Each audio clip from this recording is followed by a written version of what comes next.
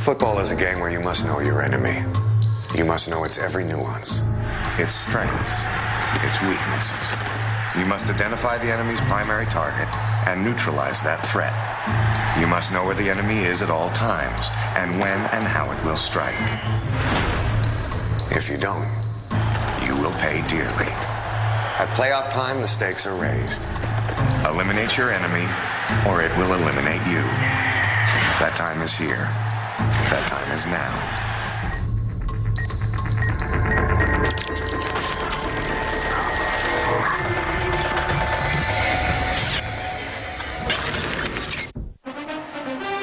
It doesn't get any better than this. Playoff football, January football, Lambeau Field in Green Bay, Wisconsin. We renew the great rivalry between the Vikings and the Green Bay Packers, meeting for the first time in the playoffs. Brett Favre and the Packers, Randy Moss, Dante Culpepper, and the Minnesota Vikings.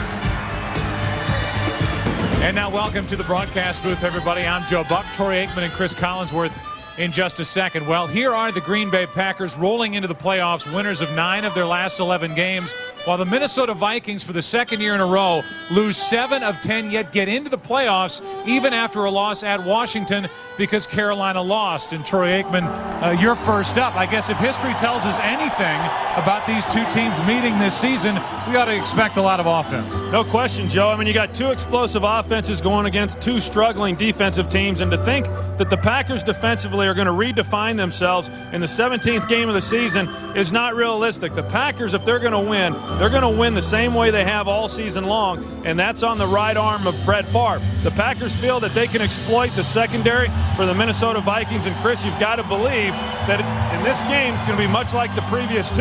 The winner of this one's going to score a lot of points. I hope so. Those other 2 were pretty good out there. But for Dante Culpepper, he has to be thinking, what in the heck do I have to do to beat the Green Bay Packers? In 2 games against the Packers this season, he's thrown 7 touchdown passes, no interceptions, over 400 yards of offense in each of those games, and yet he doesn't have a win to show for it. And if he's going to win today, he's going to have to get some help from Randy Moss, who flat out embarrassed himself last week walking off the field against the Washington Redskins. And what kind of performance is he going to put forth today? Goodness only knows. We have not said much about defense, and here in Green Bay, when you think about defense, you think about the late and great Reggie White. This is the Packers' first home game here at Lambeau since the passing of Reggie 2 Sundays ago. They will honor him right now. Let's go to the public. Ladies and gentlemen, please stand. The Green Bay Packers and the National Football League lost a dear friend with the passing of Reggie White. Now we honor his memory by observing a moment of silence.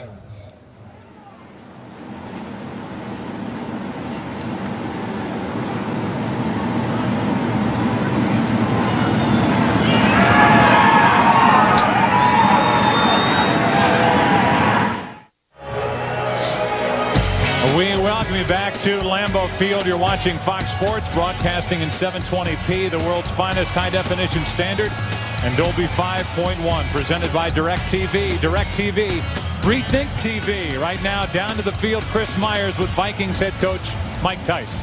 Joe, thanks. Coach, it's been a tumultuous week. How would you describe the frame of mind of your team right now? Oh, the team's doing fine. The team is prepared for this football game. And, you know, Green Bay Packers, we lost to them 2 tough games this season. They're ready to roll. Randy Moss said he would bail you out today. Can you count on him? Randy's going to make a lot of plays for us today. All right, thanks a lot. Right, okay, for a check on field conditions, let's go to the other sideline and Pam Oliver. Hey, Chris, it's soft and slick, and it barely survived pregame warm-ups on Thursday. Workers removed snow from the covered field. Saturday, Brett Favre said it was about as bad as he'd ever seen it. Today, a whole bunch of guys agree. The only one who was really happy about it was field director Alan Johnson, who told me just a little while ago, for this time of year, what more can you expect? Back to you, Joe. All right, Pam, thanks. That big Packers offensive line and the running game of the Packers might be happy about that. There's still time to select your singular fantasy football team for this week. Text message play to 63504 on your singular wireless phone, or vote on foxsports.com. We're glad you're with us. This should be fun. The Vikings and the Packers, 3rd time that they are meeting this season. The Packers have won each of the first 2 with finals of 34-31. Longwell will kick it away. Sit back and enjoy it. see Longwell slip as he kicked it. And from inside the 15, it's Ontario Smith. Good return. Ontario Smith getting it started the right way for the Vikings, yet just as I say that, a flag comes flying in, and we'll see if this will cost the Vikings some precious yards after that return of 34. During the return, holding number 28, return team. 10-yard penalty from the spot of the foul, first down. So they get Larry Ned, and from the spot of the foul, see where that puts the football. And there's Larry Ned, who is pleading his case, and we look at Dante Culpepper. Last 4 games against the Packers. Top number good, second number great, third number terrific, bottom number is the only one that matters. And the fourth number's had nothing to do with his play. After the penalty, starting at their own 24, the Vikings with Bennett in the backfield. And they hand to Michael Bennett. He ran into a wall. Big Brady Jackson and Cledius Hunt. A gain of 1. The offensive line is big, and that's why the Green Bay Packers end up starting Cledius Hunt after getting a slap on the wrist last week and not getting the start in Chicago. The backs and receivers, and we will have plenty to say today about Randy Moss. Jermaine Wiggins is the team's leading receiver as the tight end.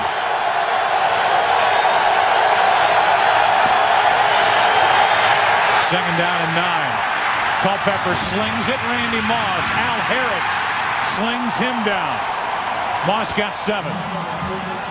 Third and short coming up for Minnesota. Well, by all accounts, it was the best week of practice that Randy Moss has had this season, the Minnesota Vikings have had this season. They took the gloves off in practice. They started hitting. They were more physical. They claim it's a different football team coming out here today. We shall see. Third down and 2.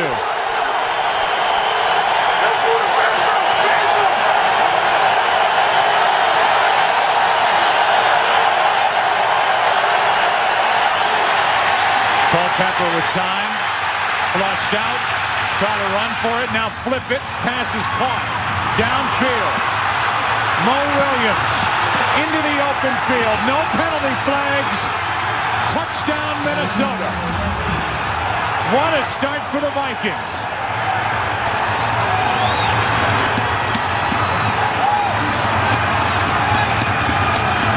On third down and 2, 68 yards from Culpepper to Mo Williams. Well, this was a real problem in their last game, the big plays. Look at the timing that Culpepper has. He comes out to the left, and right there, it's when Nick Barnett comes up to take Culpepper is what opens it up for Mo Williams. There's nobody there then to defense him. We've seen this Packers defense make so many mistakes this season, and for Nick Barnett to drop coverage and man coverage is just unforgivable. So Brett Favre sitting and watching this now will get his turn. Opening possession for the Minnesota Vikings. It could not have gone any better. This NFC Wildcard game on Fox is brought to you by Southwest Airlines, proud sponsor of the NFL and official airline of Super Bowl 39. Well, you come in expecting a lot of offense. The Minnesota Vikings got that great kick return, then had the holding penalty. They've got to be thinking, well, there's another one of those penalties that's going to cripple us right here at the start. On a third and 2, 68 yards from Dante Culpepper to Mo Williams. And what does Brett Favre say about games like this? He said, yeah, you're kind of playing against the Minnesota defense, but at the same time, you're playing against the scoreboard, and you're playing against the Minnesota offense. And the Minnesota offense with a quick strike. This is Fisher on the return, and Tony Fisher gets it out to the 23.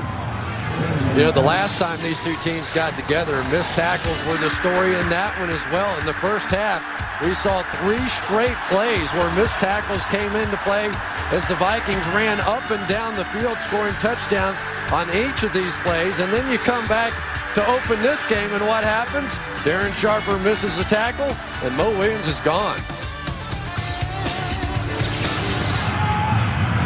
And so now Green Bay sets up with it. They start with a easy, quick toss to Amon Green, and he was knocked out of bounds quickly by Newman after a gain of only 2. We look at the offensive line, and it is one of, if not the best, across the NFL. Rivera's a Pro Bowler. Mike Wall should be. They do miss Mike Flanagan at center. They lost him in early October. And the backs and receivers, Amon Green, William Henderson, Javon Walker, a Pro Bowl year, and Driver was right there with him. Extra offensive lineman, Kevin Berry in the game, and no surprise, the Packers toss it. Amon Green gets 2, and that'll bring up 3rd down and 6. We look at the defense for the Vikings. No better for the Vikings. In fact, even worse. The Green Bay Packers, the 25th best defense in the league. The Minnesota Vikings, the 28th best. The linebackers are big, and they have a tendency to get confused. In the secondary, missing Corey Chavis, their strong safety. The quarterback of the defense is out with a fractured left elbow, so Willie Alford gets the start. 3rd and 6.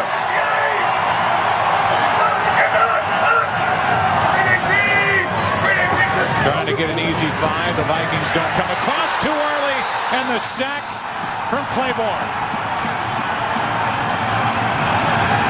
Good start offensively and now defensively for the Minnesota Vikings. A loss of 10 as Claiborne gets the sack. Yeah, and remember, Chris Claiborne was the one who had the interception for a touchdown in the last game. That time they just do not pick him up inside. He times his splits perfectly.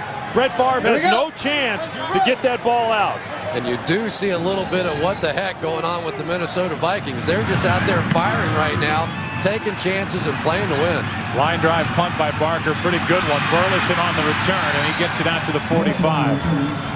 45-yard punt, 6-yard return. Claiborne celebrates this into the face of Favre, and the Vikings have the ball and the lead. This NFC Wildcard game on Fox is brought to you by Budweiser. The bright color and crisp, clean taste you'll only find in the king of beers. Not even 4 minutes have elapsed in this first quarter, and this game has taken a dramatic turn in favor of the Minnesota Vikings. They scored on their 3rd play from scrimmage. They get a 3-and-out, including a sack, and they have the ball back. Culpepper fires, and wide open is Wiggins. And Jermaine Wiggins is brought down right at the marker. Appears maybe to be a couple of inches shy of a 1st down. Dante Culpepper has been doing this all season long. Nothing there on the initial look. Scrambles out of the pocket, forces Nick Barnett to come and play him, and then just simply flips it over the top. Al Harris says that is what we are most concerned about, that we have to keep coverage sometimes for 5, 6, 7 seconds against Dante. 2nd down and inches, play action. And they sling it to Jermaine Wiggins. Wiggins is down inside the 35. And Dante Culpepper having no problem so far picking apart this Green Bay defense. Yeah, and Wiggins, and you talk to the Vikings and you ask him about Jermaine Wiggins. He says he's a much better receiver than we anticipated. Not as good a blocker, but he is the leading receiver for this football team. Does a great job of finding the zones and the holes in those areas. He's been a great asset for this football team all year. 1st down from Minnesota. From the Green Bay 33, they hand to Bennett. Michael Bennett, huge run, another 1st down as he's brought down at the 20. He gets 14. You know, one of the things that the Vikings have lacked is when Jim Kleinsasser went down, they've not been able to work on their perimeter running game. They start to the outside here, but then that's taken away. And as you see, Michael Bennett then plants his outside foot, gets going up north and south, does a great job of getting as much as he could out of that running play. 1st down from the 20.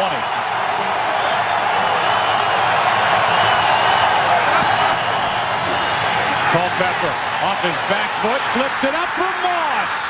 Randy Moss makes the adjustment for the touchdown. And Chris, I think Randy Moss might have gotten away with a shove. I'll tell you one thing, Randy Moss called for that football earlier than I've ever seen a wide receiver call for the ball. About 5 yards off the line of scrimmage, he sees he has Al Harris one-on-one. He sticks his hand in the air and he says, Dante, don't even bother looking anywhere else. Throw me the football and just let me make a play. And Randy Moss atones for Mike Tyson Company. Anderson makes it 14-0. Take another look at the end of the play. Moss went up to get it. Harris didn't adjust, and it's 14-0 Minnesota. Randy Moss is celebrating the touchdown. He's let the throw go. And a lot of the Vikings players have done that in a show of solidarity, that team coming together during the week. Al Harris and his dreadlocks couldn't hang with Randy Moss. And that throw packed in under the helmet, and Randy Moss doing what he does best. Culpepper flipped it up for him. Moss made the adjustment, made the grab, and it's 14-0. This is Davenport. Good return. Najee Davenport all the way across the 40, knocked down at the 42. Well, you go back and you take a look. Look at Al Harris here. He's playing off, and he told us yesterday he does not like playing Randy Moss off because then he's reacting. The question becomes, did Randy Moss push off? It looked like he might have live, but when you take a closer look at it, Randy Moss did not push off. There was a little bit of an underthrown ball. He came back and made the play. Al Harris was unable to. Right here, 71. Chris, would you still have benched him for the first couple of series? I would not have let him start the game. Absolutely not, Joe. It's first down and a handoff to Amon Green. He has a lane to run, and he has a Green Bay first down. The Green Bay Packers need an answer right now.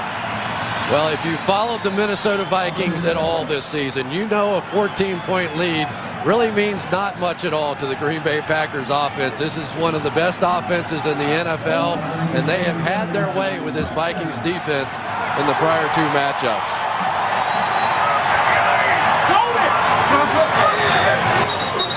That'll cost Green Bay 5 yards. Looked like Clifton was a little early. Before the snap, false start, number 76, offense. 5-yard penalty, still first down. You know, we come into this game talking about these defenses and how they can't reinvent themselves, and certainly the Packers aren't going to going into the 17th game of the season, but yet you go back to that last game that they played on Christmas Eve. They gave up a lot of big plays in that game, and that's the one thing they did not want to do in this one, and yet here in the first quarter, they've already given up several. On first and 15, Barnes slings it, it's intercepted. That's Winfield. Antoine Winfield on the interception, and Brett Favre, who has struggled in the playoffs, his last 4 chances, throws an interception right into the gut of Antoine Winfield. Vikings get it back. This NFC Wildcard game on Fox is brought to you by Chrysler. Inspiration comes standard. By the new Singular, raising the bar. By Vitorin. And by State Farm. Like a good neighbor, State Farm is there. Antoine Winfield at the end of the regular season was bothered by a high left ankle sprain. Getting healthier every week, and he was waiting for that interception from Brett Favre. And it's Dante Culpepper back to work, up 14-0, and Michael Bennett out of the backfield. Another missed tackle. This time it's Al Harris, and Bennett gets 9. We go back to the interception. Well, Brian Russell is going to be in man coverage on the tight end and going to follow him into the flat and basically disrupt Donald Driver's route. He hesitates coming in on the slant, so the ball ends up landing right in the lap of Antoine Winfield. Driver made a tackle, but the defensive backs for the Packers aren't doing anything. Second down and 1. Play action. Culpepper with KGB chasing him. Gets a block. KGB still chasing him. And Dante Culpepper is marked out of bounds at the 25. Great block by Burleson along the way. Well, it really was, Joe, and it looked like it was a design run all the way because Burleson never was looking to go out on a route. He started blocking Ahmad Carroll right from the start of the play to allow Dante Culpepper to get out on the edge. And KGB has to play this bootleg. There's no way that he can try and slide down the line of scrimmage. Dante Culpepper is a much bigger running threat on the bootleg than any running back the Vikings have.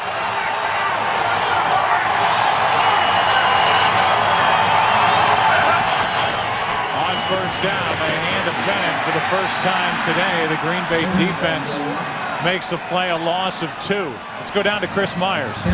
Hey, Joe, Randy Moss not only doing it on the field, when he's over on the bench, he's been cheering up the defense, rooting for the offense. Now, he said he would make it up to his coach Mike Tice today in this game, and owner Red McComb said before the game, he told me, look, if the guys in the locker room are okay with Randy Moss, he's okay with me. All right, Chris, thanks. Second down and 12. Moss and Harris, they'll be hooked up all day. Culpepper going that direction. Moss can't make the play, and Harris got his left hand in there. Third down and 12.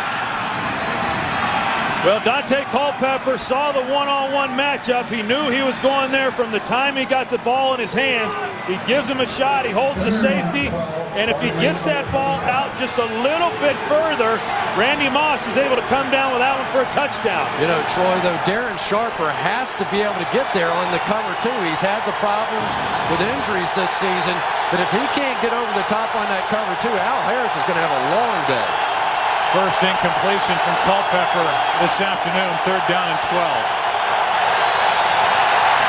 Culpepper with all day. Fires to Wiggins, and Jermaine Wiggins is brought down short of the first down by 2 yards.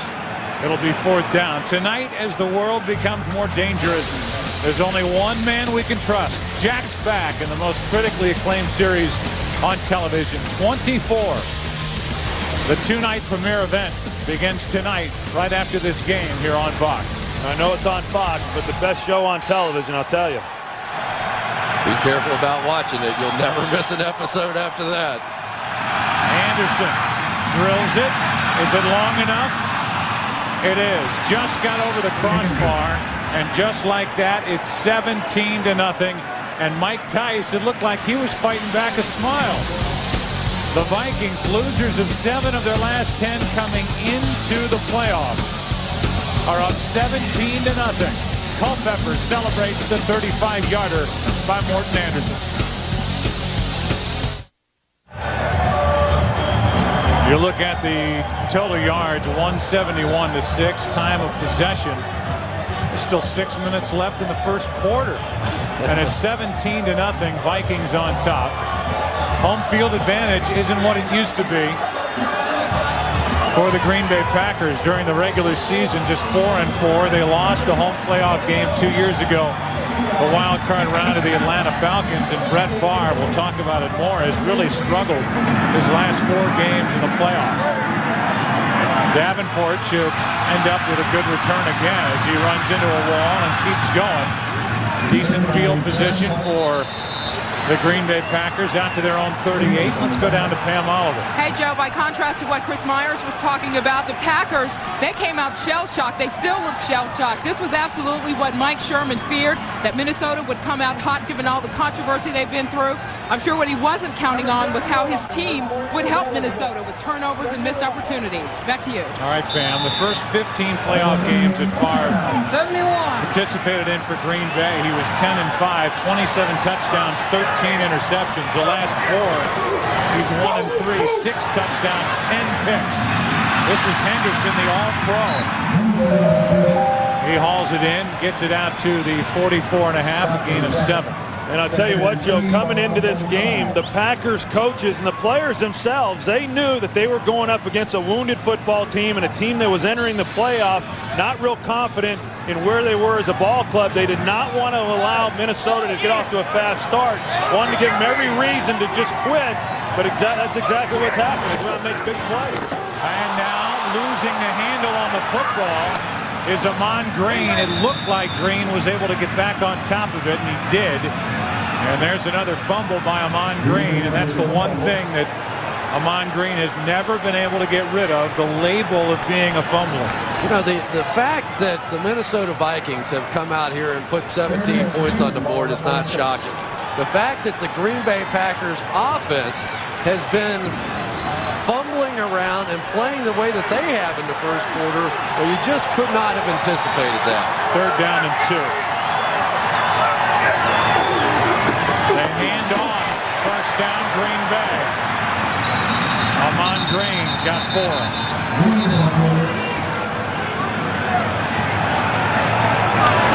Well, there are a lot of things hanging out there in the balance during this game. You think about Minnesota. Terry Bradshaw saying during our pregame show that if the Minnesota Vikings came in here and laid an egg, Mike Tice is still in line potentially to be let go. He had his $1 million option picked up for next year. That had to be picked up by the 1st of January. The Palms had no choice. Favre fires. Javon Walker. Nice move. Walker down to the 31.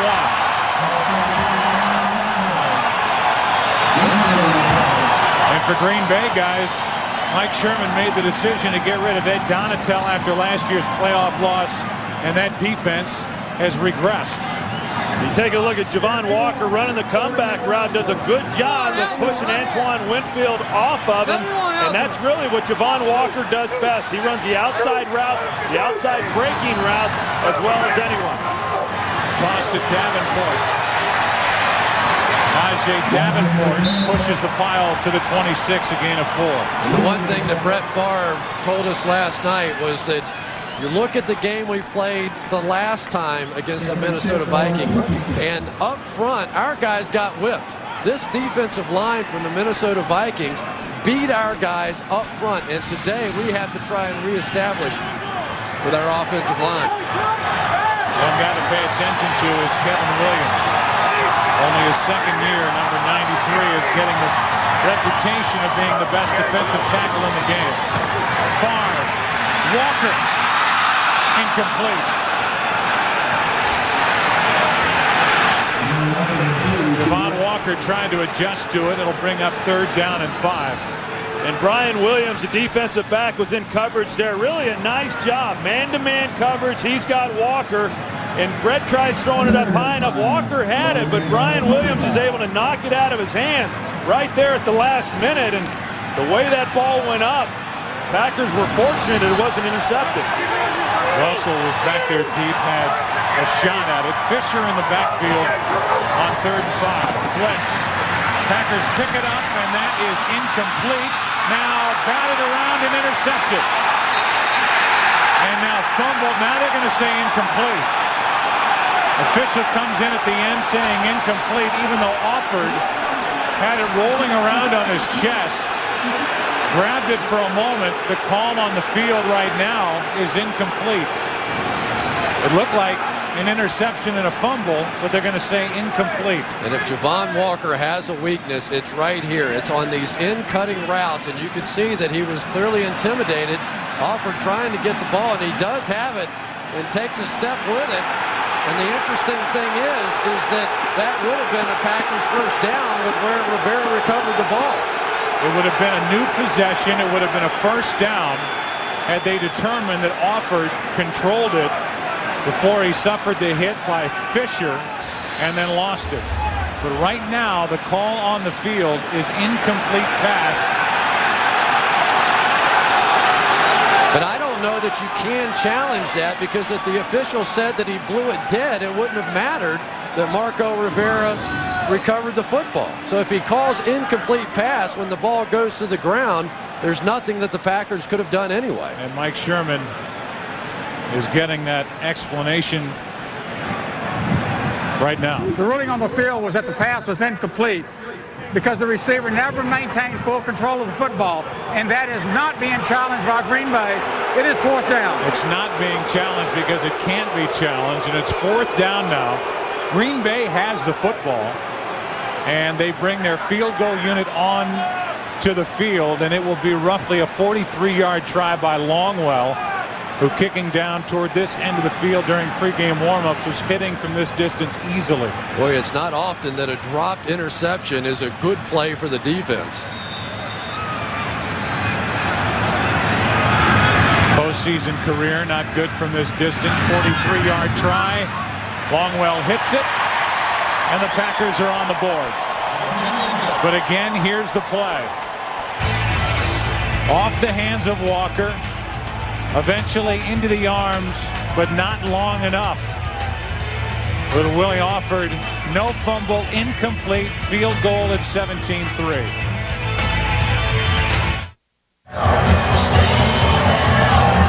17-3 now, the Vikings on top. And Troy, I was talking earlier about this Green Bay defense, the decision made by Mike Sherman, who's the head coach, and the GM. They got rid of Ed Donatel after last year's playoff loss, the heartbreaker at Philadelphia. Everybody talking about 4th and 26. Donatel's now in Atlanta, and Bob Slowick in this Green Bay defense is worse than it was a year ago. Well, it certainly is, yeah. And during those 4 years that Ed Donatel was the defensive coordinator, they averaged 36 takeaways a season. This year they were last in the league as Ontario Smith stutter steps and gets it out to the 26. Well, we all can't wait for February 6th.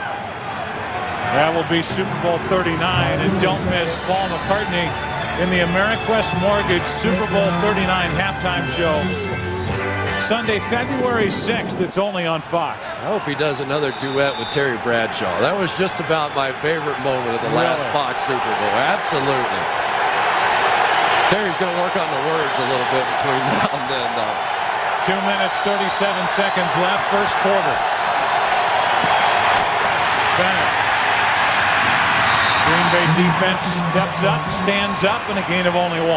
It's like Grady Jackson is coming out here to play today. He has not been able to practice very much at all. His knee, people tell me it's almost a miracle that he's out there playing. All he does is show up on Sunday, and when he explodes through the offensive line, he does it like no other. A dislocated left kneecap. Suffered in that opening win over Carolina.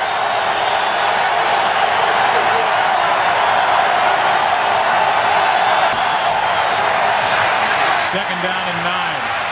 Culpepper out of the backfield. Bennett, and wrapping up and making the tackle is Harris.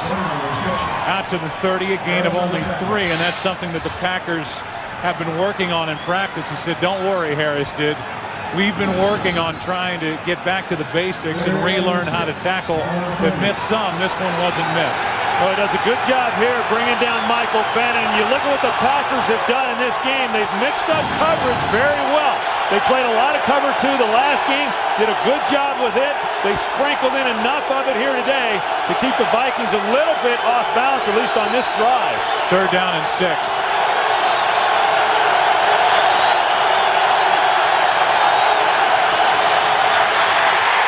Sack. Hawthorne.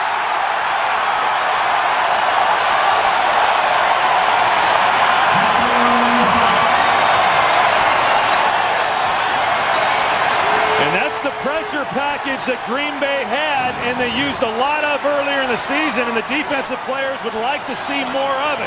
They bring Hawthorne off the edge. Dante Culpepper does not recognize the blitz, thinks he's got it picked up, and gets sacked. And Darren Sharper got away with a hold on the outside. That's where Culpepper was trying to go. Sharper just grabbed his man. Bennett. Chapman with a fair catch. And good field position for Green Bay. The ball out at their own 43 after a 36-yard punt. Yeah, and I think that when you look at what the Green Bay Packer defense just did, considering the fact that the Vikings have gone down the field and scored on their first 3 possessions to get up 17 points, that now it's 17-3 to make a stop like they did and give the ball back to the Packers with good field position. Nice sequence of plays there by the Packers defensively. They just had to survive. I mean, when you get hit with a 17-0 start to a ball game, that field goal is a good start. Now they need to keep it going. Toss to Green. Amon Green gets it out just shy of midfield. And if the Packers choose to let the first quarter and the clock run out, they can. Well, that is the one place that the Packers have always had success attacking this Minnesota front. It's the toss to the outside. There was a game last year. They gained over 200 yards rushing, tossing left, tossing right. Comes out on first down, a good look. Second down and 3. The final play of the quarter. Davenport hits the hole hard, has a first down. And the Packers will be at the Minnesota 45 at the start of the second quarter. 17-3, Vikings after 1.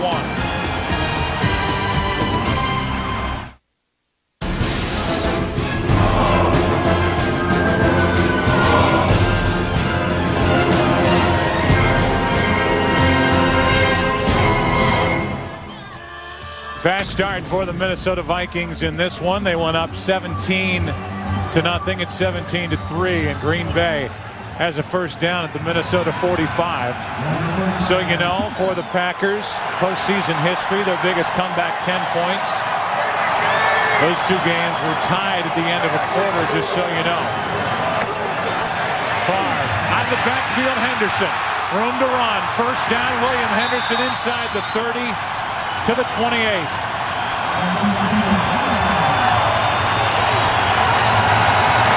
That time the Packers are trying to get something down the field. They run two verticals towards the post, and because the linebackers then are turning and running, trying to get under them, it opens things up for William Henderson to come underneath all of that, get the ball. He got lost in all the traffic and makes a big gain. And E.J. Henderson, again, the culprit in pass defense. He is somebody the Packers will take full advantage of here today. Handoff is to Green, and Amon Green to the 25. Guys, I know that this has been a record-setting year for the combination of Javon Walker and Donald Driver. And the Minnesota secondary isn't that good, and they miss Chavis and all of that. The Green Bay Packers, if they choose to do it, with that good offensive line, can line up and cram it down your throat. And I would be surprised if they didn't do that trying to get back into this game. Well, if they need to do it, they can certainly do it with those guys. And I've said before that they can play any type of run game you want. If you want to run the trap game, they have the athleticism to do that. If you want to run the power game, they can certainly come off the ball and move people. On second down and 7, Favre, a quick throw, and the pass complete to Driver. And Donald Driver has enough for a first down. And they're not too bad doing that either, you know, putting the ball in Brett Favre's hands. But it was interesting talking with Mike Sherman yesterday. He said, even though our passing game is going great, we still have to run the football because the best thing we do is play action. Well, yeah, that's exactly right. I mean, they've thrown the ball so much more this year than what they had a year ago. And you're right, so much of it is predicated by being able to run the football. But ultimately, their points have come by throwing the ball. Toss to Amon Green, running right. Nice gain on first down. Green is down inside the 15, picked up 5. You know, that time they come in with the U71 package and Kevin Berry on the outside, and it's a predominantly run offensive formation, obviously, because of the size that's involved. And I've been impressed so far early in this game with Amon Green and the way that he's running the ball. He's had a tough season, trying to stay healthy. He's played through injuries all year long, and yet right now even playing with fractured ribs, but playing and running hard the last few times he's gotten the ball. Second down and 5 with Fisher in the backfield. Favre fires, pass caught, Walker. Javon Walker with another Green Bay first down. And it's the one thing. And a flag down, Chris, at the end of the play.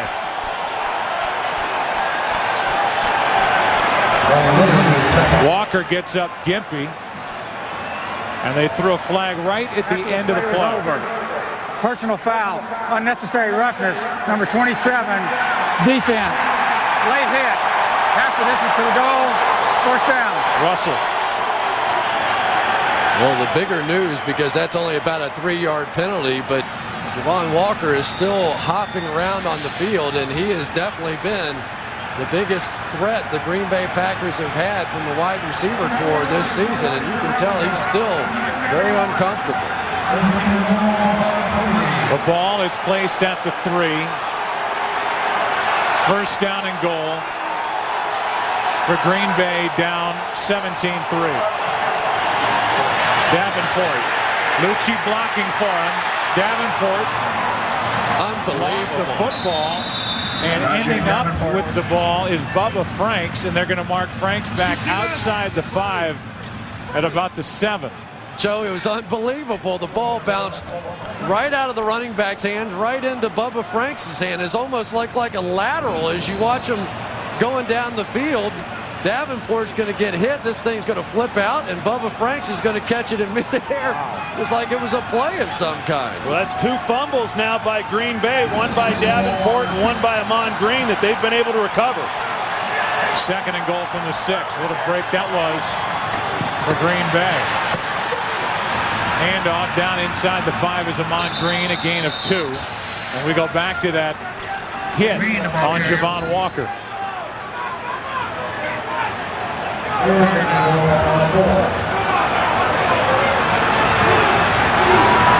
There's the... I don't think it was the hit that caused the injury, though. It just looks like his leg got caught in that turf. And one of the things, these guys are all wearing longer cleats today because of the condition of the field.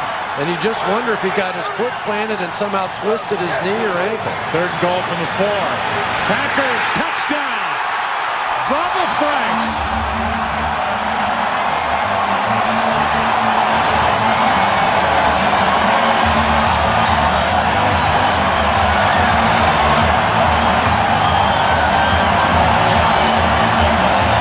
You know, you watch Bubba Franks. This is his third touchdown in as many games. Check out the defensive players for the Vikings and how deep they are into the end zone. There's no excuse for backpedaling 4 and 5 yards deep into the end zone when Bubba Franks, all he has to do is turn around for the touchdown. Well, that's the first time that they've taken advantage of the fact that Corey Chavis is out and Willie Alford is in. They're going to go to work on him. 34th career postseason touchdown pass from Brett Favre, a January fastball from Favre, and it's a 7-point game. This NFC Wildcard game is brought to you by Ford. The next Ford Super Duty. Tougher, stronger, smarter. By Visa. Proud sponsor of the NFL. Get ready for the game. By Drive Insurance from Progressive. Available only through an independent agent. Relax, just drive. And by Miller. There's good enough and there's better than it has to be. Miller, good call. It was Bubba Franks waiting for that Brett Favre January fastball in the end zone. The 4-yard touchdown throw from Brett Favre. It was 4 for 4 on the drive from 35 yards. And officially back in the game are the Green Bay Packers at 17-10. It's Mewelde Moore on the return. Out to the 34. The ball comes out. And now the pileup. Yeah, it looked like Minnesota was able to jump back on it. A lot of balls coming loose here in this first half. Well, if that's, I think that's Brian Williams, number 29. What a great hustle play he made. Ball's going to come out. That is a fumble. And Brian Williams is just going to dive on top of it. Great play by him. So Williams saves that. They were looking at Javon Walker moments ago while the Packers were scoring. He is in agony and may be finished for the day. Sloppy day in Green Bay. We're in the second quarter. 10-16 left in the first half. 10 unanswered points put up by Green Bay and penalty flags. Prior to the snap, you just couldn't hear the whistle. It's a false start on Minnesota to back them up 5 yards. Before the ball was snapped, false start, number 84, offense. 5-yard penalty, still first down. They get Randy Moss. 27 degrees at the start of the day. Wind chill of 19 degrees. There's a mist falling. If Green Bay wins, they play at Atlanta on Saturday night. With St. Louis at Philadelphia. If Minnesota wins, they're at Philadelphia Sunday with St. Louis at Atlanta on Saturday night.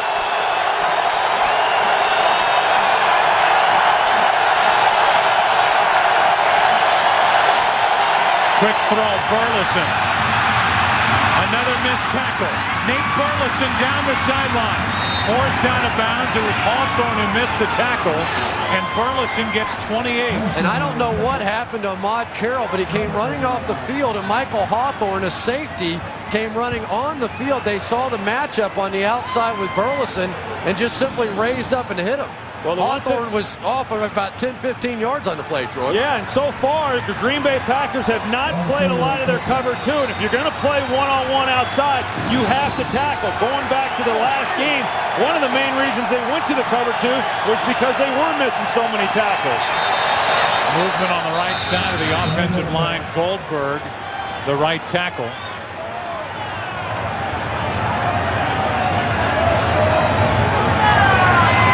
See if it's against Green Bay. Neutral zone infraction, number 98, defense.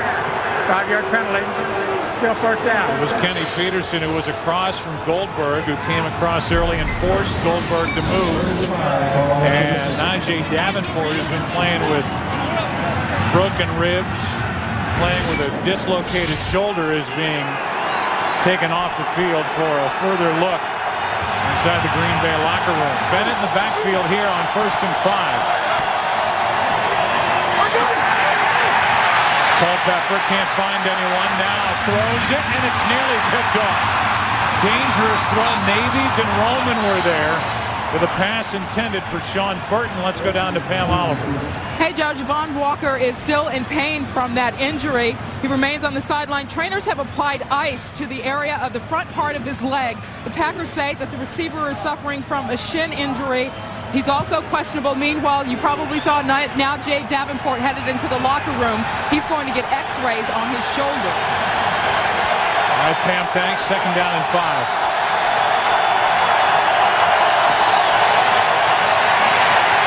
Culpepper slipped a bit as he got rid of it. And it's off Randy Moss, incomplete.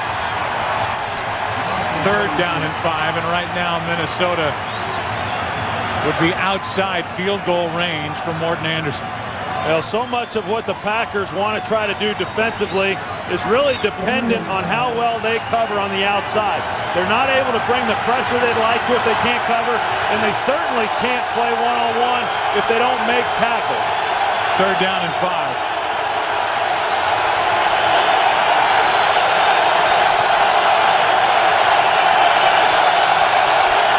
There's pressure. Blitz. Culpepper steps up and runs for the 1st down. Dante Culpepper is going to be brought down just inside the 10 by Arkell Trulock. And that's the thing you really got to guard against. If you're going to play man coverage against Dante Culpepper, you have got to contain him in the pocket, because once he gets outside, there's nobody accounting for him. And so as you can see, the defenders are running with the receivers. Dante Culpepper breaks contain, and he's able to pick up a huge gain. It's what's just unfair about playing Dante Culpepper. They had the blitz called, they got pressure, he escaped Hannibal Navies, and comes up with yet another big play. 1st and goal from the 9. A handoff, Smith. Ontario Smith ran into a wall and picked up 1. Well, the one thing about the Minnesota Vikings this season, if you take Dante Culpepper's rushing yards out of the equation, just their running backs, one of the worst rushing teams in the National Football League. There's only a couple of teams that have done poorer this season. So much of the running stats are a bit skewed because of all that Dante Culpepper has done. Today, Culpepper has rushed for 50. The rest of the team only 14 yards. Troy circles a matchup of Moss and Harris. 2nd and goal. Culpepper looks that way. Incomplete.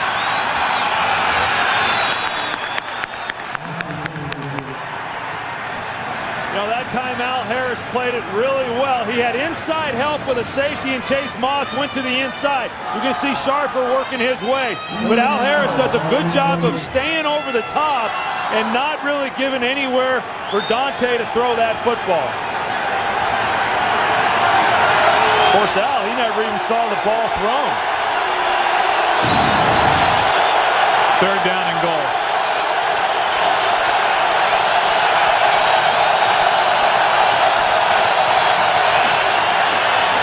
Culpepper flushed out again, throws. Mo Williams, penalty flag comes in. They're calling it a catch and that Mo Williams was down, but there is a flag down on the field, actually 2. And there's also a Minnesota Vikings player down inside the 5-yard line. That's Mo Williams, who caught it, then lost it, but they were ruling him down, no fumble. But again, flags are down on the field. I wonder if somebody got downfield too far along the offensive line for the Minnesota Vikings. Imagine the penalty will be declined to bring up 4th down. Let's go back to the injury and see why Mo Williams is in pain. Apparently KGB is just going to come down on top of the ankle. Yeah, you can see it right underneath there. And Mo Williams obviously in a lot of pain, but couldn't really tell about the football and when that came. Ineligible downfield. number 78, offense. The penalty has declined. It's 4th down. So 4th down, and the Minnesota Vikings offense is still on the field. Now at the last moment, the Vikings change up and bring Morton Anderson onto the field. You know, Mike Tice told us last night, he said, hey, we're going to play wide open and loose, but that would be awfully loose if they were going to be going for it there. 22-yard try here from Anderson. And penalty flags before the snap. This could make it a 27-yard try for Anderson. False start, number 71, offense. 5-yard penalty, still 4th down. That's David Dixon. Well, they've gotten that whole right side of the offensive line now with a penalty here in the first half. 27-yard attempt from Morton Anderson.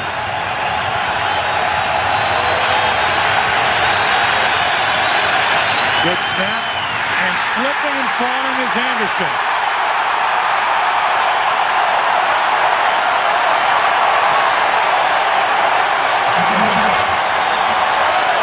With 7:25 remaining in the half. After this, the Packers have the football, trailing by 7. Today's game on Fox is brought to you by UPS. What can Brown do for you?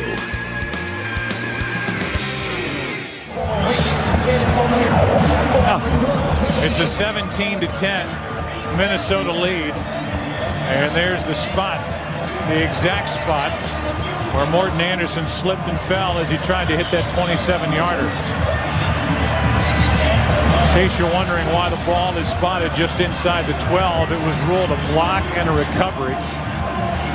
The officials are still talking about it with 7:25 remaining in this first half. You know, Joe, those kickers are so squirrely sometimes about the shoes that they wear, and you could just see that Morton Anderson had on spikes that looked like they were about a 1/4 of an inch long, and those simply are not going to work out here today. 44-year-old Morton Anderson, who's been in the league for 23 years. Number 71 is reporting as eligible. Number 71 is eligible. Mike Sherman is getting the explanation as to why the ball is not back out at the 20. Again, a block and a recovery, so starting from just inside their own 12 are the Packers down 7. Extra offensive lineman Kevin Berry. Favre going to air it out down the middle. Walker wasn't looking for it. Russell was. Another interception by Favre, and it's into the arms of Russell with Walker back in the game. Walker was going a different direction, and Favre threw it to Russell for the interception, his second of the day. And that's all on Walker. Javon Walker started to flatten his route out as Brett Favre was beginning to unload it, and at the last minute, he ran a vertical route, and that's why they got the interception. Take a look at Brett Favre coming out, and right now he sees Walker flattening the route, and then he takes it up high. And that's why Russell was able to come underneath and get the interception. So 2 picks thrown by Favre, and they hand to Bennett. Michael Bennett gets it down inside the 20, and he's very close to a first down from Minnesota. Let's go down to Chris Myers. Well, Joe, prior to the game, Morton Anderson and his head coach surveyed the field. Morton described the field as painted dirt, but wasn't comfortable with wearing the extended cleats. Most of the players are wearing 3/4 inch cleats. That's 1/8 of an inch more. Also, an update from the Viking bench. Mo Williams, a sprained right ankle. He is questionable as far as his return goes, Joe. All right, thanks, Chris. Second down and a short one. Culpepper flings it. Burleson for the touchdown for the Vikings. Boy, and the beat goes on the outside for Ahmad Carroll, who's had a nightmarish season this rookie year. Well, it goes back for this Green Bay defense starting the year with a pretty good combination at cornerback between Al Harris and Mike McKenzie. Well, Maude Carroll is just so shell-shocked right now. He's been penalized so many times for getting his hands on the receivers and giving up penalties for illegal contact that he just is afraid and intimidated out there right now. Well, the Green Bay Packers weren't willing to give in to McKenzie's demand for more money. He was traded to New Orleans. Carroll getting a chance to play. Burleson right now happy about that. Nate Burleson, who has really made a name for himself this season. 1,000-yard year, 68 catches during the regular season. As the 19-yard touchdown catch from Dante Culpepper. And Culpepper this year against the Packers, 10 touchdown throws, no interceptions. And it's 24-10 Minnesota. From inside the 5, it's Andre Thurman with Najee Davenport injured. And a penalty flag comes in as Thurman gets it out to the 24-yard line, and this should cost Green Bay some yards. A 21-yard return by Thurman. Illegal block in the back. Number 22, return team. 10-yard penalty. First down. Well, we go back and we take a look at that interception. Watch Javon Walker as he's coming across the field and what Brett Favre is going to see. Javon Walker starts across. That's what Brett Favre sees. And then he takes this vertical path, and that's what allows Brian Russell then to keep coming and go after the ball. And Brett Favre knew it. And you see him. He's telling him, you showed me you were going to go flat. A 14-point game starting from their own 10. Amon Green cuts it upfield, crosses the 15, knocked down to the 17, got 7. We look ahead to next week. The Packers or the Rams at the Falcons, the Rams or the Vikings at the Eagles. The matchups will be determined with what happens here this afternoon and evening. Saturday at 7:30 Eastern, 4:30 Pacific. And next Sunday at 12 Eastern, 9 a.m. Pacific, beginning with America's #1 pregame show. That's presented in Fox Sports High Definition. Amon Green got nothing. If we look back on what has transpired in this first half, we've seen plenty. Great start for the Vikings, including right out of the gate the 68-yard catch and run by Mo Williams. Moss got one. Bubba Franks, the first touchdown and so far only touchdown for Green Bay. And the latest score, Nate Burleson, 19 yards from Dante Culpepper. Packers now faced with 3rd and 3.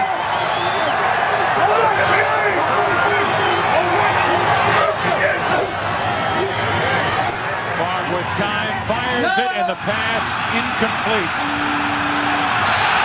And now a late hit, I believe, on Johnstone. And this could end up giving Green Bay a first down. I think Johnstone will say, I thought he caught the ball. And Brett Favre needs to be careful. He's in there throwing a few punches against Willie Alford, and the last thing in the world you can have happen now is to get Brett Favre thrown out of the game. So let's take a look at this play. The ball was ruled an incompletion. And then as Franks gets up, he gets that hit from Johnstone, but I think Johnstone thought the play was still going. Absolutely he did. But that doesn't mean that there's not a penalty on the play. Ruling on the field, the pass was incomplete. After the play was over, personal foul, unnecessary roughness, number 51 defense. That's a 15-yard penalty, automatic first down. And if you've ever played in a playoff game, you know there's absolutely no way that you heard a whistle blow. It just doesn't happen out there on the field. And how many times we saw it last year in the playoffs between the Colts and the Broncos, where the guy was tackled and got up and ran in for a touchdown, Marvin Harrison on that play, and I'm sure he was thinking, nobody's touched him, I have to go and make a tackle, and he never heard the whistle. You can see Tice over there getting in the ear and in the face of Johnstone. It wasn't a cheap, late, dirty hit by Johnstone. He was just trying to make a tackle. Toss to Fisher on first down, running left. Fisher gets the edge. And he's out of bounds near midfield. They'll mark him at the Minnesota 49. And a flag is down inside the Green Bay 40. And this one may be coming back. Yeah, I agree, Joe. It looked like there might have been a hold on the outside, which allowed him to get on the edge. Holding, number 22, offense. 10-yard penalty from the spot of the foul. Still first down. That's Nick Lucci, the fullback. You're going to see he's coming up on Claiborne to block him. He's got a hold of the jersey there. And that's what the officials saw. Good call by the officials. And that's what sprung Fisher on the edge. The sad thing is he really had the block. He didn't have to hold him. All you have to do is get the position, which he had. But it's just so tempting to reach out there and try and secure that block. 71 right here. They mark off 71. The 10 yards from the spot of the foul. So it's 1st and 16. Kevin Perry, the extra tackle in there. Out of the backfield, it's Henderson. And Brian Russell makes a good play coming up. A sure tackle for the free safety.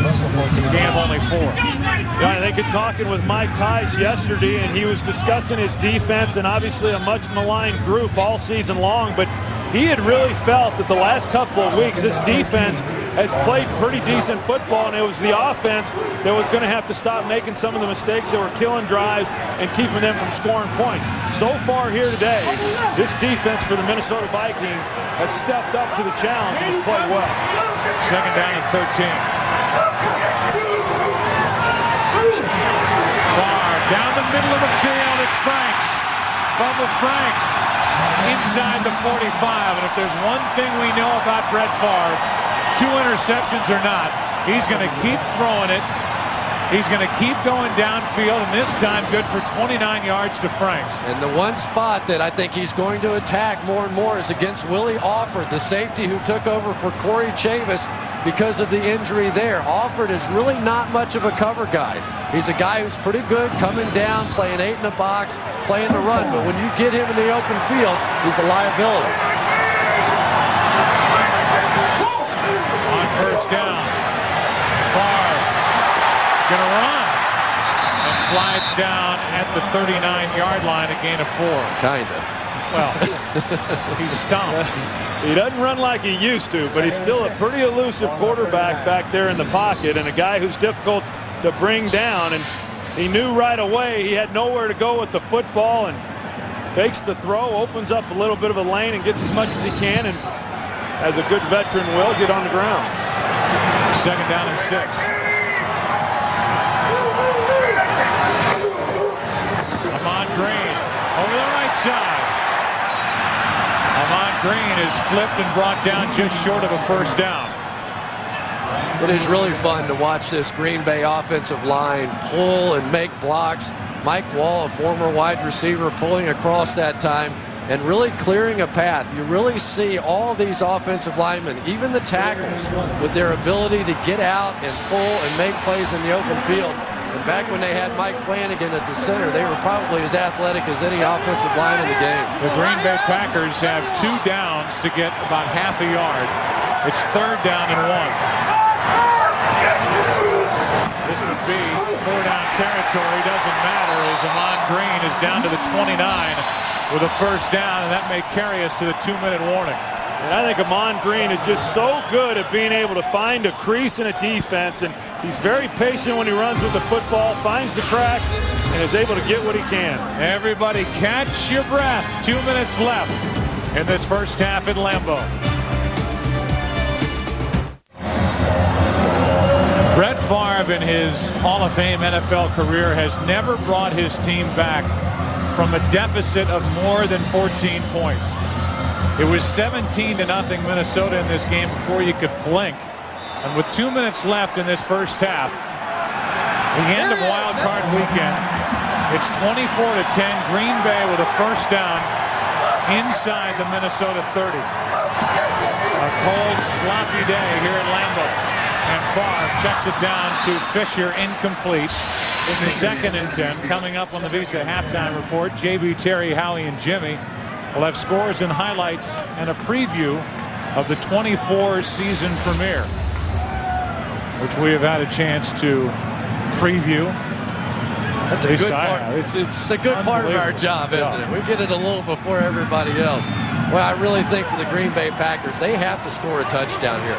Field goals don't help because the way their defense plays, they've got to try and match points now with the Vikings. Minute 56 left in the half. They hand to Green. And Ahman Green is inches inside the 25. It'll bring up 3rd and about 5 for the Packers. Yeah, and third down is an area where the Packers have been good all season long. Second in the National Football League at the end of regulation. 47% is their conversion rate. This is a big one here. In a place where the Minnesota Vikings have not been very good. Third down and a short 6, a long 5. So you know it would be about a 43-yard field goal try from this spot.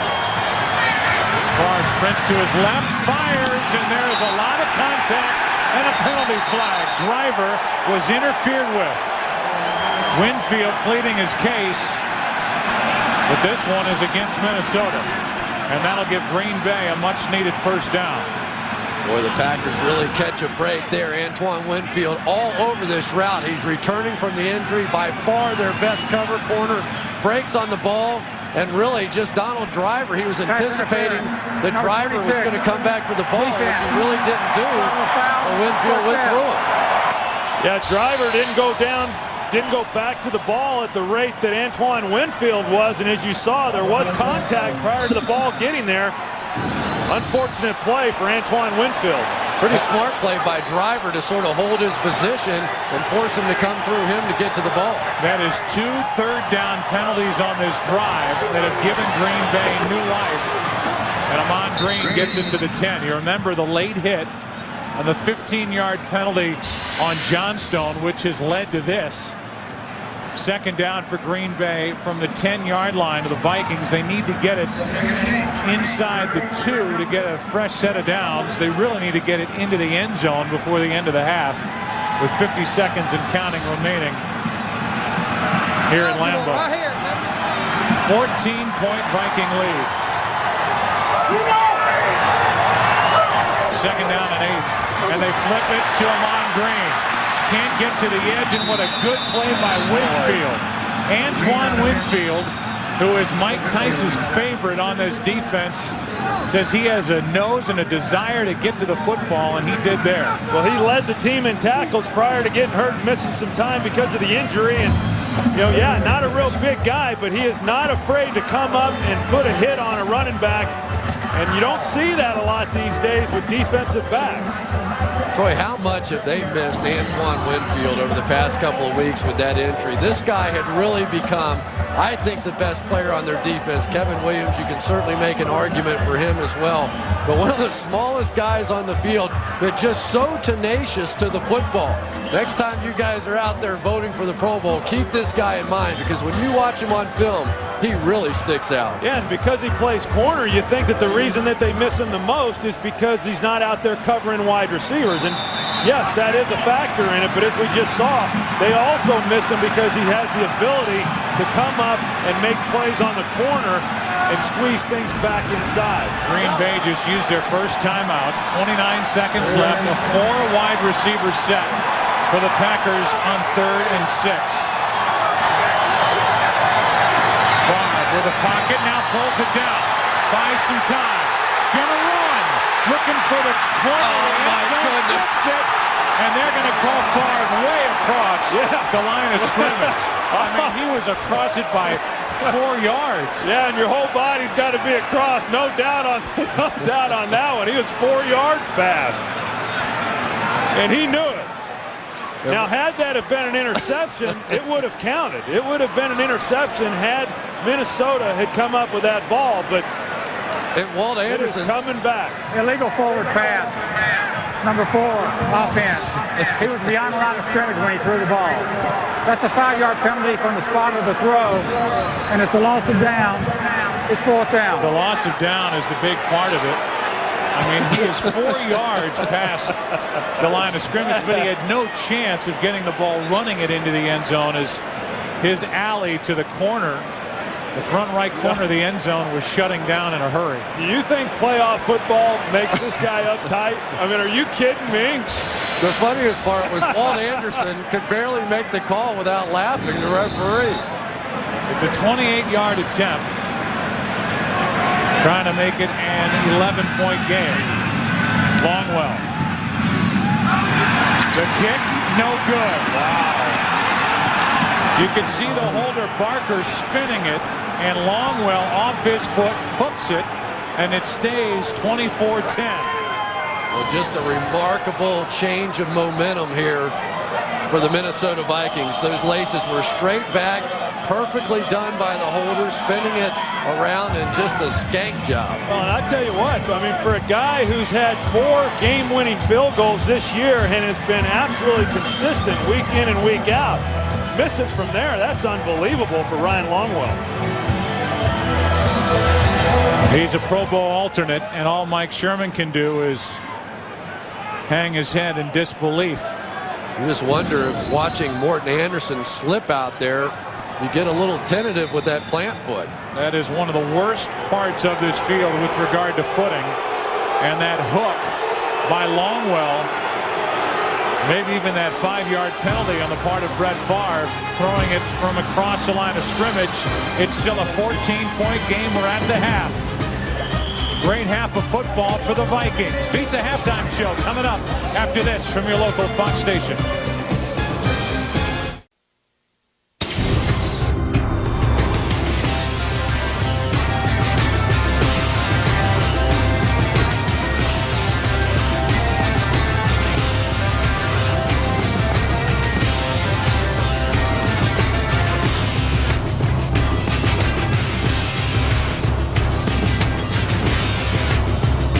We saw a lot packed into 30 minutes of football in the first half, and the end result is that 24-10, Minnesota on top.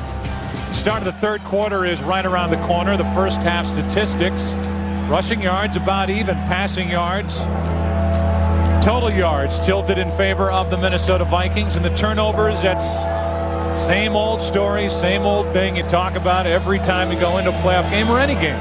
You got to win that battle, and the Green Bay Packers turned it over twice on interceptions by Brett Favre. Yeah, that's been the big difference up to this point in this ball game, has been the turnovers. And I think that if you look at what Minnesota has been able to do defensively, they've done a heck of a job. Even though they've given up some yards, they really have played well considering what's happened to them in previous games. And for what it's worth, Minnesota 6-1 in games when they've led at halftime. Well, just remember this, though. We have 2 of the best offenses in football going against 2 of the worst defenses.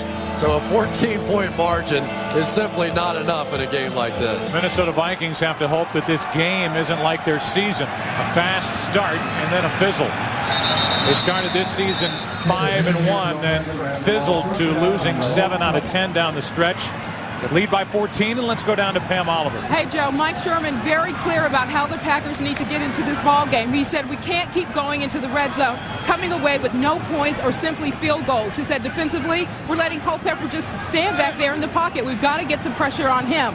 He said finally his message to the team was this: we can do this, but it's going to take everybody. Back to you. All right, Pam, it's 24-10, and starting from their own 20. Packers have it. We understand Javon Walker is not even out of the dressing room yet to start this second half. Toss to Ahman Green. He got 3 over the left side. Let's go down to Chris Myers. Joe, Mike Tice told his team at halftime that's 30 minutes of the smartest football you've played the entire year. When I asked him about the second half, he said, I know that's Brett Favre over there. We're not going to run the clock out. I told you we'd be open and loose. We're going to continue to be aggressive, especially on offense. That was the silver lining for Mike Tice and Minnesota. He said for some reason against Green Bay we seemed to play loose. They were certainly tight down the stretch. The pass complete. Chapman. Antonio Chapman scoops it out to the 39. First down for Green Bay. The play that's going to be talked about is the one right before the half with Brett Favre, and you just wonder if he puts his head down, even if he doesn't pick up the first down on this play, he probably would have been close enough for Mike Sherman to have gone for it on 4th down. He would have gotten very close to that first down, and they would have had time to keep the drive alive and still take a shot for a touchdown. And who knows if the 5 yards at the very least that the Packers were penalized as a flag comes in on the handoff to Green. He gets 2. The 5 yards would have made a difference between a hook and getting something just inside the left upright. Check the marker. This appears to be against the Pack. Holding, number 62, offense. 10-yard penalty, still first down. Well, here comes Javon Walker out of the dressing room. had that shin contusion, still running with a limp, and obviously they came in shorthanded without Robert Ferguson, who 3 weeks ago took that vicious hit in the clothesline from Donovan Darius. And if the Packers live on to play next weekend, there's a chance that Ferguson could play. Well, yeah, and with Javon Walker, as we see him come out onto the field, when they put the ice on his shin, I figured he was done for the day. There was no way he would be able to warm that up to get back out on the field. I'm sure he was able to do that there in the locker room at halftime. First down and 18. The pass on a roll back to Driver, trying to make a move and cannot get around the sure tackling of Antoine Winfield. Gain of 8. And I tell you what, you watch this Minnesota Viking defense, and we've done a lot of games of theirs this season, and in this game today, they seem to be flying around. Their linebackers are doing a much better job in the run game and making plays and playing at a level that, quite frankly, I've not seen from them all season long. One other injury note, Najee Davenport still having his separated shoulder looked at.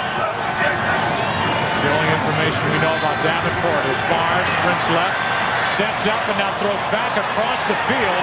And there's Claiborne waiting for Fisher. Chris Claiborne, who had the interception for a touchdown the last time these two teams got together, showed the kind of discipline that's really been lacking in the linebacker play and pass coverage from the Vikings all season. He never bit into this fake. Brett Favre set this up beautifully. You never would have imagined he's going back to the backside. Waits, makes the late throw, and Claiborne never bit on it. Really disciplined on his assignments there, staying with him, and nice play, Claiborne. Loss of 3 on that completion, 3rd down and 13.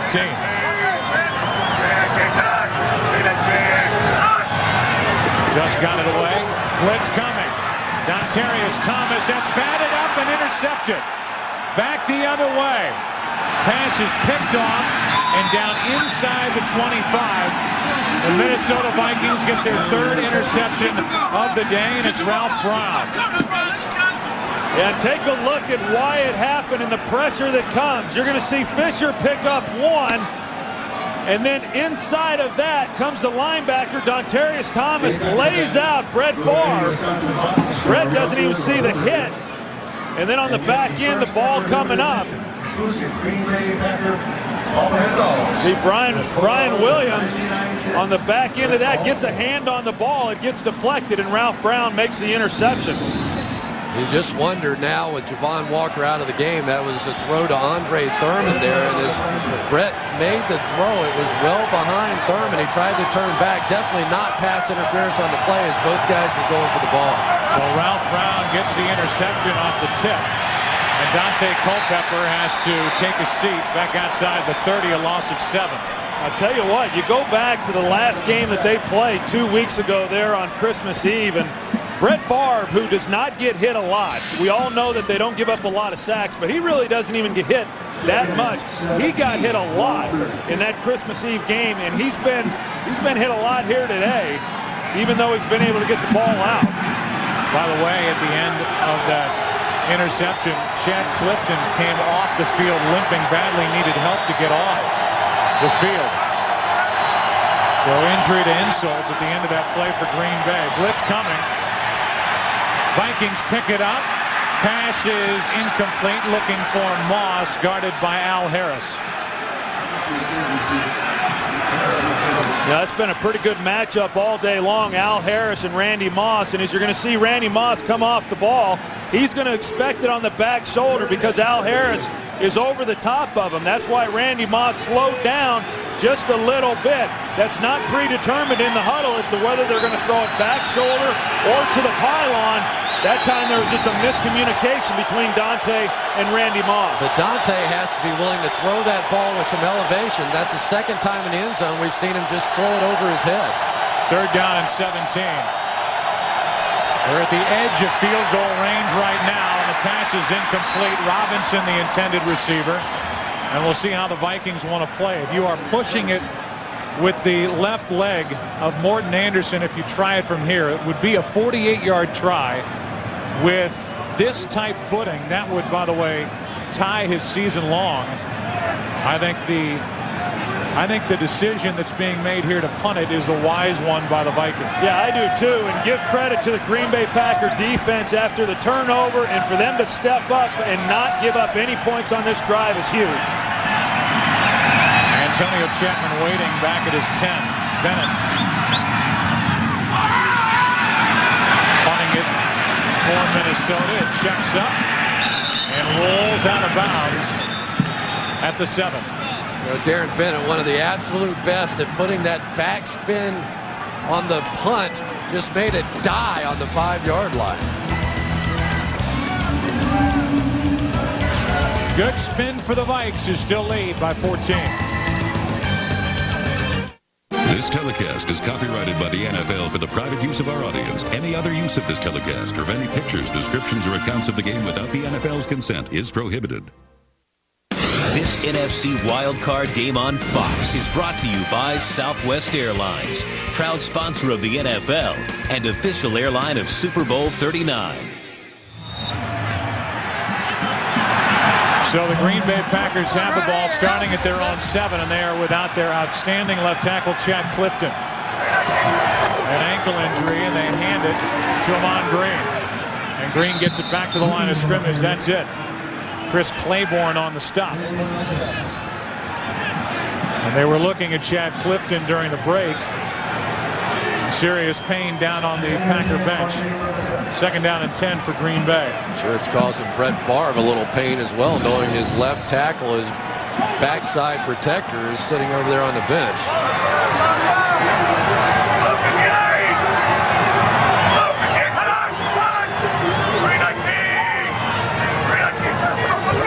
On 2nd down, Favre going to put it up. Fires, and the pass complete to Donald Driver. And he's got a 1st down out of the 22. Antoine Winfield on the stop, a completion of 16 yards. Really good job by Donald Driver, just coming off the ball and using his speed to create a little separation between him and Antoine Winfield. When you've got a corner that's off, you've got to keep driving him off with speed.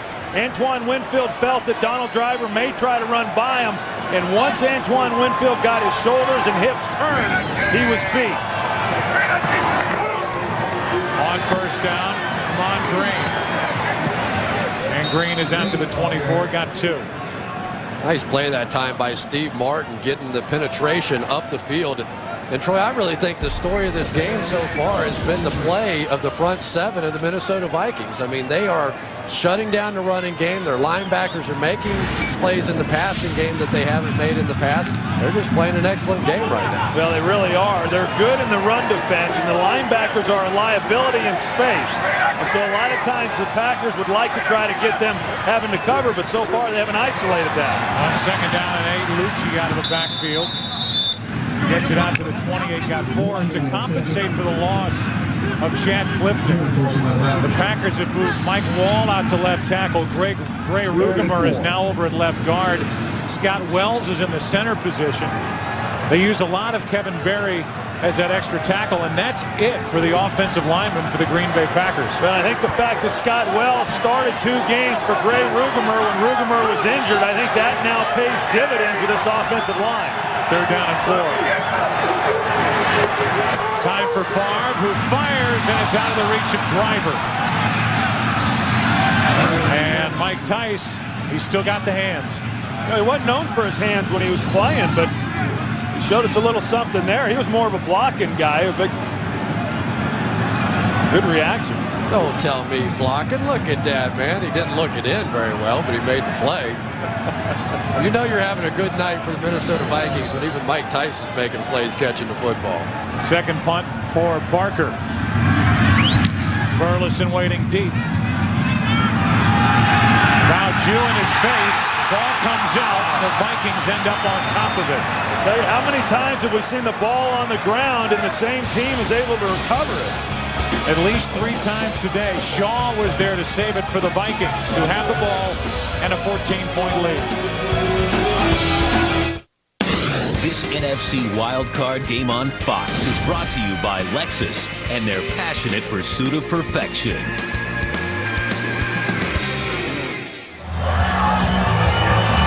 Green Bay Packers sideline trying to pump itself up. Moss has to keep his neck loose to be able to whip his head back hard enough to get the hair in place to put the helmet on. Talk about Moss here as the Vikings have it, a 14-point lead. It's 1st and 10. They hand to Bennett. Looked like he was going to lose yardage on the play, and instead Bennett is brought down with a 10.5-yard gain and a 1st down for Minnesota. Who would have thought that the actions by Randy Moss would have this grand a galvanizing effect on the Minnesota Vikings? And by the way, anybody who feigned astonishment that Randy Moss would do that last week hasn't been taught anything by history. Done it a couple times under Denny Green, squirting a water bottle at an official. The playoffs at St. Louis. Give me a break. That's what he does. That's him. Grady Jackson with pressure. Culpepper stays alive, but it's Peterson on top of him for Green Bay. And a loss of 2 on the play. Kenny Peterson did not have a sack all year, and he is there for Green Bay on that 1st down play. And obviously, Joe, to follow up on what you were saying, a lot of discussion this week as far as what Randy Moss did. But the thing that was impressive to me was what Matt Burke did at the end of that game and what Dante Culpepper did during the week. And those 2 guys stepped up and said that it was wrong. They were very vocal about it. They clearly are the leaders of this team, and I think that this team has rallied around those guys and not rallying around Randy Moss. 2nd down and 12. And that'll be on right tackle Adam Goldberg. False start, number 73, offense. 5-yard penalty, still 2nd down. So you watch Matt Burke, the center, and Grady Jackson, number 75. These 2 have been battling all day, and Matt Burke, he's outweighed by Grady Jackson by quite a bit. He goes down low to avoid contact. Grady didn't like it. Of course, Grady's working off of that bad knee. Burke saying, "Are you kidding? What do you want me to do?" 2nd down and 17. Culpepper in trouble. Green Bay defense trying to step up, and a good tackle by Roman. This Green Bay defense before the end of the day has got to figure it out and make a stop, and they're trying to do it right here. A gain of only 3 there by Culpepper. Well, KGB has been trying to apply some pressure around the side. Adam Goldberg is who he's working against right now. He does get the pressure up the field, but as we've seen throughout the course of this game, Dante Culpepper, not easy to get on the ground, but a great job by Mark Roman and a huge play in the game right now. Crowd's back, 3rd and 14.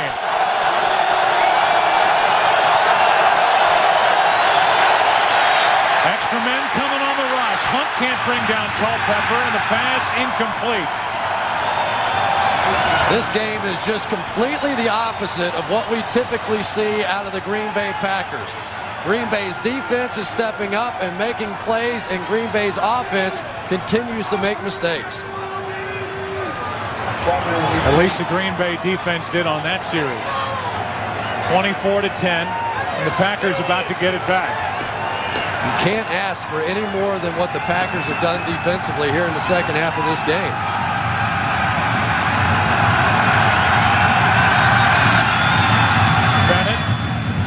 It high. Fair catch. Chapman. Jack Clifton testing out the ankle, hoping he can return. Favre hopes he can return. Green Bay has the ball.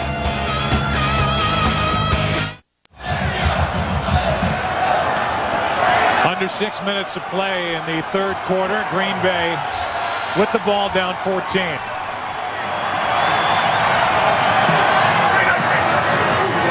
On 1st down, play action. Favre fires, and Chapman in front of Chapman. It's picked off again. Intercepted by Williams. Another Brett Favre interception. That's 4. And another breakdown in what they're trying to do offensively. That time there were 2 wide receivers in the general area of each other, and that didn't help with the pattern. 24-10 Vikings.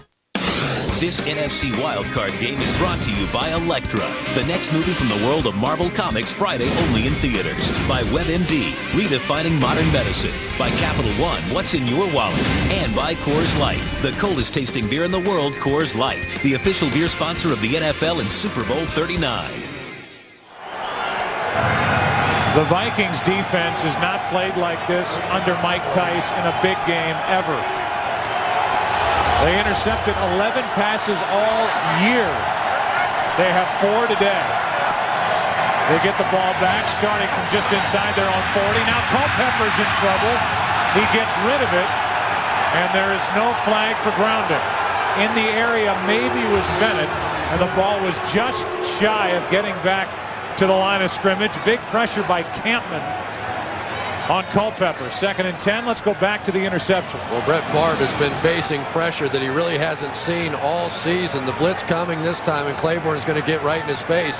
But this ball really late getting out to Chapman. I really felt like Chapman had a pretty good move on the outside. Was open, and Brett just didn't get him the ball quickly enough. Credit Ted Cottrell, the defensive coordinator, the embattled Ted Cottrell. Minnesota Vikings, his defensive team is ready to play today. Boss over the middle. Gets hit hard, and he's dropped a yard shy of a first down. 3rd and 1 coming up. KGB on the tackle.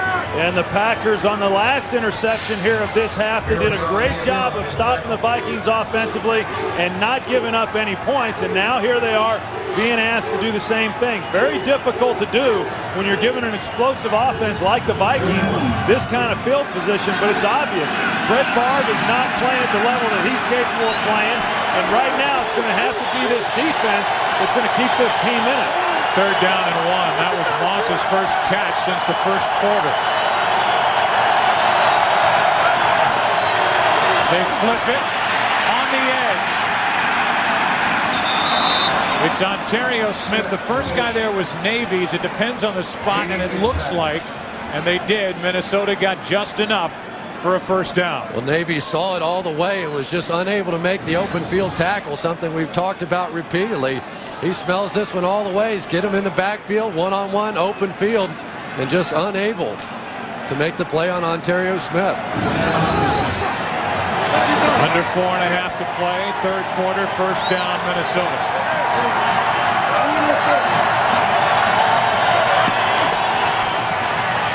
Bennett brought down. Wrapped up initially by Nick Barnett. Diggs was there as well, a loss of 3. Tonight, as the world becomes more dangerous, there's only one man we can trust. Jack's back. The most critically acclaimed series on television, 24. The 2-night premiere event begins after this game in its entirety right here on Fox. 2nd down and 13 for the Vikings.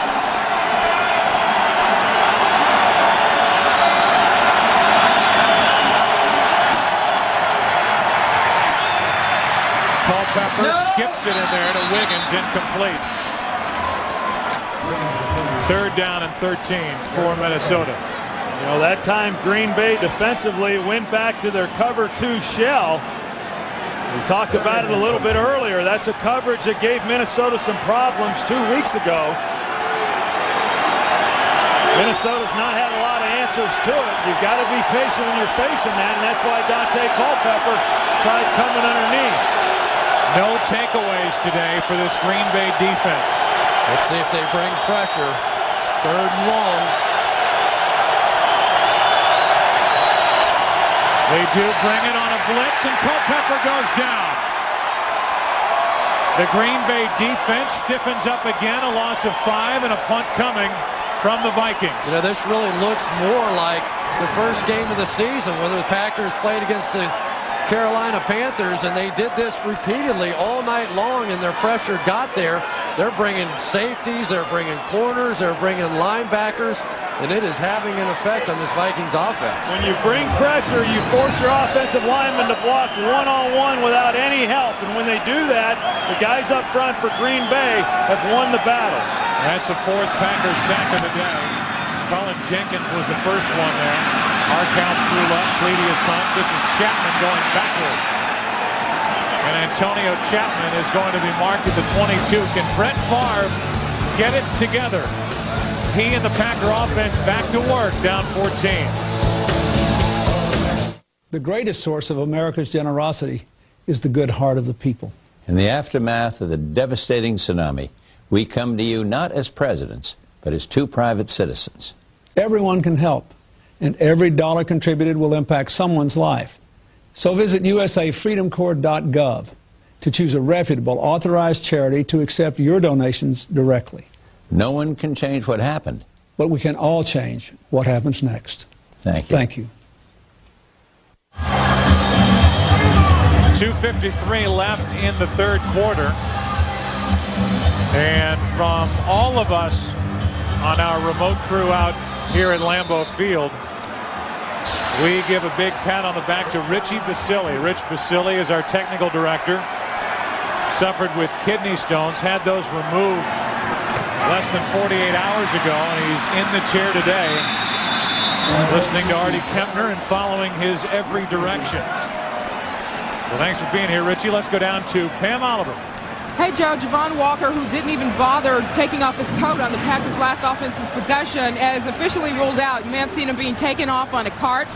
Again, it's a shin injury to his left leg, and he is definitely done for the day. All right, Pam, so the heels of losing Ferguson, now they don't have Walker, who had a Pro Bowl year. Out of the backfield, Amon Green. And does he have room to run? He got smacked. Winfield was there. E.J. Henderson was there. A gain of 14, but a first down for Green Bay at their own 47. Yeah, and watch the linebackers. Green Bay runs 3 verticals up the field, and as you're going to see, all the linebackers turning and running with receivers. And because of that, there's nobody underneath. Brett recognizes it. He gets the ball underneath to Amon Green, and a big play. Let's be honest, the real problems with this Minnesota Vikings defense all year long as Davenport gets it on the toss. He loses the football. The ball comes out, and now the scramble.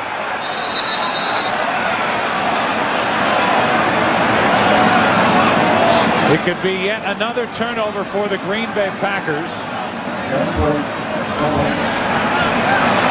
And the Green Bay Packers have it. It appears at the bottom of that pile, Lucci is down there, Tauscher is down there, and Davenport almost gave it up to Minnesota. Well, we told you about Willie Alford, and he was a bit of a liability in coverage, but you saw him drop his shoulder there and make a huge hit on Davenport, and I'm not sure the Green Bay Packers can survive yet another turnover. That was Tauscher who ended up with the ball. I started to say, Troy, the problem for this Minnesota defense all year long, the real Achilles heel has been at the linebacker level, and those guys, for the most part, have played well today. They have played well, yeah. They've been good in run defense pretty much for the whole year. Where they've been a liability is when they've had to get out in space and then cover people. But even today in coverage, they've done a pretty good job. And even on the last play to Amon Green, at least they've gotten depth, and they're not giving up the big plays, which is something that has hurt them in the 2 previous matchups against the Packers. There's a look at Corey Chavis, who's out with a broken left elbow. On the sideline, Favre guns it. Pass caught. Donald Driver on a first down.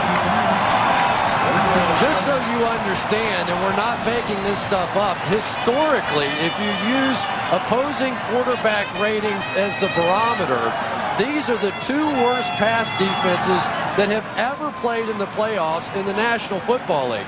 So the fact that they've both come out here in the second half and had pretty good showings is almost remarkable. But now you can see that Brett Favre is starting to warm up and starting to get it going.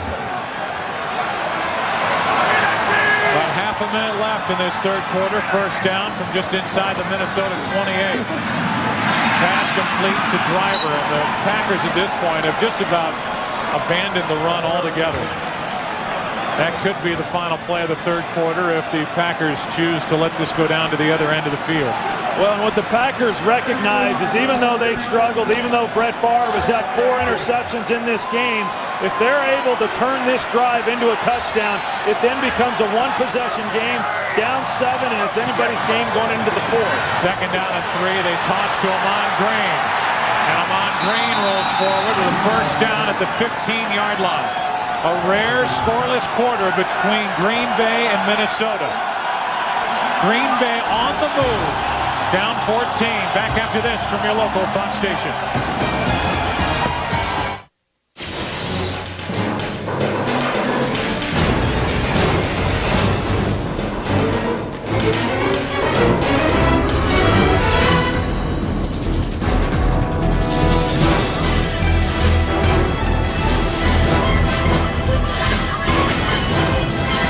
The entire football world watching this one to see who will win and advance and set up next week's matchups in the NFC. Brett Favre trying to steer his team down the field and into the end zone. Out of the backfield, it's Lucci who gets flipped. Brought down at the 10. They'll mark him at the 9. It was Brian Williams on the tackle, a gain of 6. Well, you can just see that Brett Favre is starting to feel it. You go back to Christmas Eve when these two teams met. Brett threw an interception in the fourth quarter, and from that moment on, he was just nearly flawless going up and down the field as he brought the Packers back, and he's starting to get that look in his eyes here once again. Perfect on this drive. Mike Wall at left tackle, Rugemer at left guard, Wells at center. Second down and 4, and a toss to Green, running left, cuts it up. Amon Green is going to be marked down inside the 1. First and goal. And Joe, you mentioned Mike Wall playing tackle and the job that he does in order to create a little space. He's there driving Kenichi Udeza outside, and that opens up enough room there for Amon Green to get up, and it was close. You wonder if his knee was down before he ended up on the goal line, and he comes off limping. Najee Davenport is in the backfield along with Lucci. It's first and goal. Davenport. Touchdown.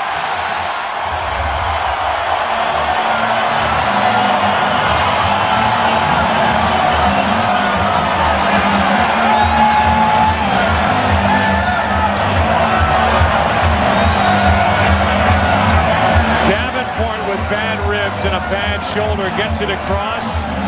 With the extra point coming, and on a day like this with his field, that's no given. It could be a 7-point game. Boy, and you really have to credit Najee Davenport going out there with a shoulder injury and putting that shoulder down and getting the touchdown. You know he is in pain right now. It's 24-17, a 7-point game.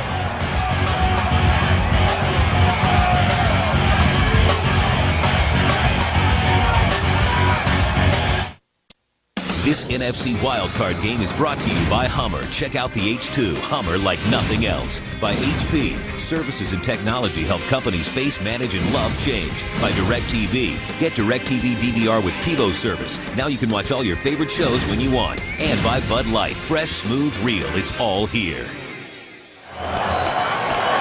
Did anybody really doubt that by the end of this game it would tighten up? It was at one point 17-0 Minnesota. It's now a 7-point game. Brian Williams was injured trying to block that last extra point. Able to get off the field. He's getting looked at. And after a scoreless third quarter, then the first minute and a half of the fourth quarter, Green Bay's in the end zone, and it's 24-17. Mewelde Moore is out to the 34-yard line. Corey Chavis, broken elbow, injured, not able to play. Playing cheerleader, trying to get the Vikes going again. Their lead down to 7. It's a 24-17 Minnesota lead, and now the Vikings offense trying to get something going. He's not ready to leave yet. Lining up wide to the left of the top of your screen, looking into the eyes of Al Harris. First down, Minnesota. Culpepper, a safe throw. Robinson, and a sure tackle that time. Ahmad Carroll. Let's go down to Chris Myers. Joe, if you look at Randy Moss's right ankle, it was taped recently. He suffered a severely right sprain there. That's the same side of the leg where he had the hamstring problem earlier in the year. Overheard at the Viking bench when he was there with the trainer was, break my leg off if you have to. I want to be out there. Second down and 6. Boy, just watching him on that last route, he can barely move. I think Al Harris can cover him now one-on-one.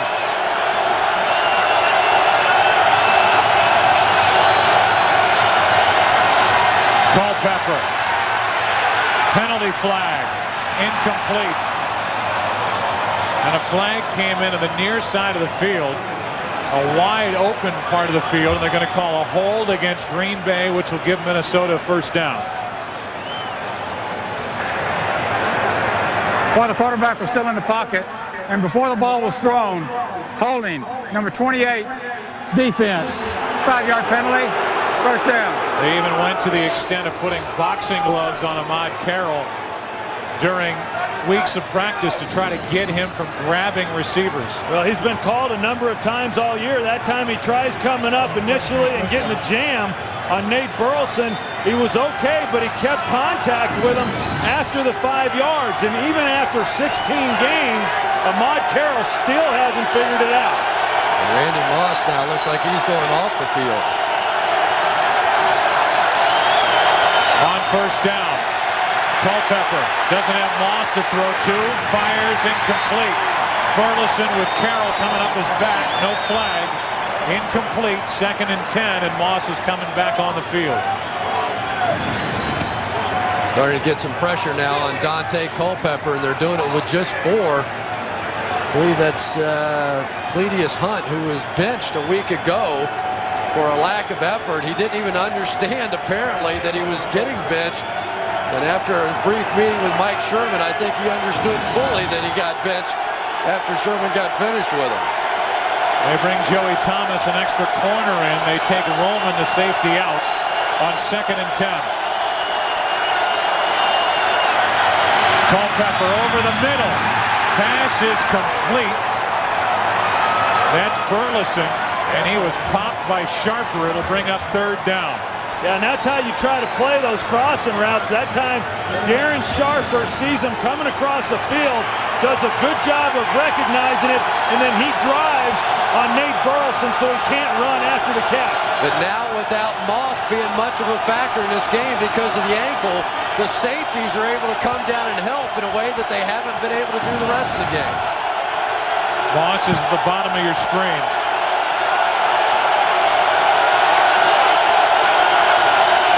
Third and 6. Culpepper fires, and it's complete.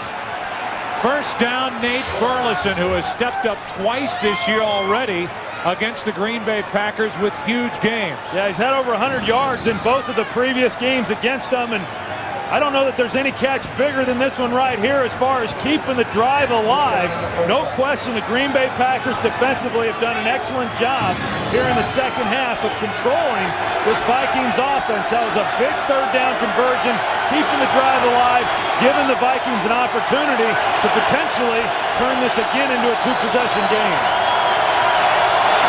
Vikings the best in the league this year at converting on 3rd down. Ontario Smith. Maybe's the first one there. Barnett as well, a gain of 6.5 with over 11 to play in the 4th quarter. And I think the Green Bay Packers have to recognize the injury to Randy Moss now and change out of this cover 2 defense. They don't need the safety help right now. Al Harris has it. Randy Moss is clearly struggling to get up and down the field, and it's really nothing more than a decoy now. So they can drop a safety down, helping some of the underneath coverage. They don't have to double Randy the way they did earlier in the game. 2nd down and 4. Well, they're not doubling him now. Blitz. Passes. There's going to be a flag on the play. Burleson has become Dante Culpepper's favorite receiver here in the 4th quarter. And this one is against the Packers, Ahmad Carroll. While the quarterback was in the pocket and before the pass was thrown, illegal contact. Number 28, defense. That's a 5-yard penalty from the previous spot. First down. The big part of it before the pass was thrown. So instead of pass interference, it is a first down, but it's just a 5-yard penalty. And I'll tell you what, I thought that one was awfully close. I thought he might have gotten his hands off him within the 5 yards. You talk about Nate Burleson and what he's done. In the 2 previous games, he's had receptions of 24, 40, 42, and 68 yards, and he's having a heck of a game here again today.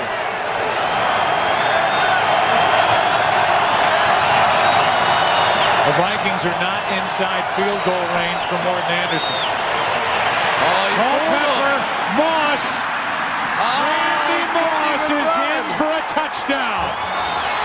Al Harris playing off, bit up on the route, and Randy Moss, without even really being able to run, as he shoots the moon to the fans here in Green Bay. That is a disgusting act by Randy Moss, and it's unfortunate that we had that on our air live. That is disgusting by Randy Moss. Well, let's get back to the play. Randy Moss, I don't even think that was called in the huddle. You see him start to the slant. Al Harris jumps it.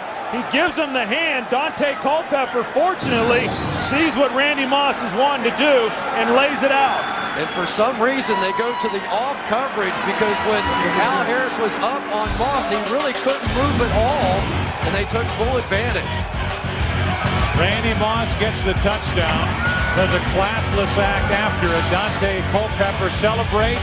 It's a 14-point game again. This NFC Wildcard game on Fox is brought to you by Saturn. People first.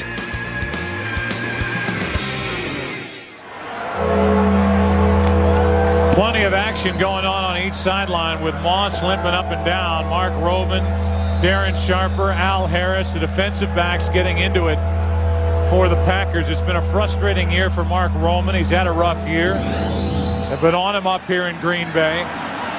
And it's Randy Moss getting his second of the day as Davenport takes in the short kick. And Najee Davenport stays on his feet. Good return out to the 35-yard line. They'll actually mark him at the 34. And we go back to the touchdown throw by Culpepper. Yeah, you see Dante, he gives the signal there. That's the slant and go signal. He saw Al Harris off and thought that they could take advantage. And Al Harris saw it too, and he thought he was going to jump and get the interception. I mean, literally, Randy Moss could barely run on the outside, and he goes right by Al Harris. Well, that answers the question that maybe Al Harris still does need some safety help over the top. That's the move there by Marcus Robinson on the inside. You could see Joey Thomas asking for a flag, but there was no penalty flag, as there may have been movement by Robinson just prior to the snap as he was readjusting out there. But the wide receiver is allowed to move as long as he reestablishes himself, and that's exactly what happened there. What really surprises me, though, is that Al Harris went to the off coverage, because as long as he was jamming Randy on that bad ankle, he couldn't make a move to get away from it. First down for Green Bay after the completion, under 10 to play in this fourth quarter. And the pass, good throw to Chapman. And Antonio Chapman has a first down for the Packers. Packers trying to get back into it. Now down 14 points again, and Brett Favre, who got hot on the last possession, trying to crank it up and get him down the field once again. Yeah, they did a great job on the last possession of going in and getting the point. Unfortunately for them, their defense could not hold serve, but now again, it's on the right arm of Brett Favre to get him back in it.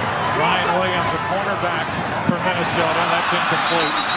Ryan Williams, a cornerback for Minnesota, is out with leg cramps at the moment. And we've got Terrence Shaw playing in his spot across the field from Antoine Winfield. That pass was incomplete, even though there was a little fight for the ball. It's 2nd and 10.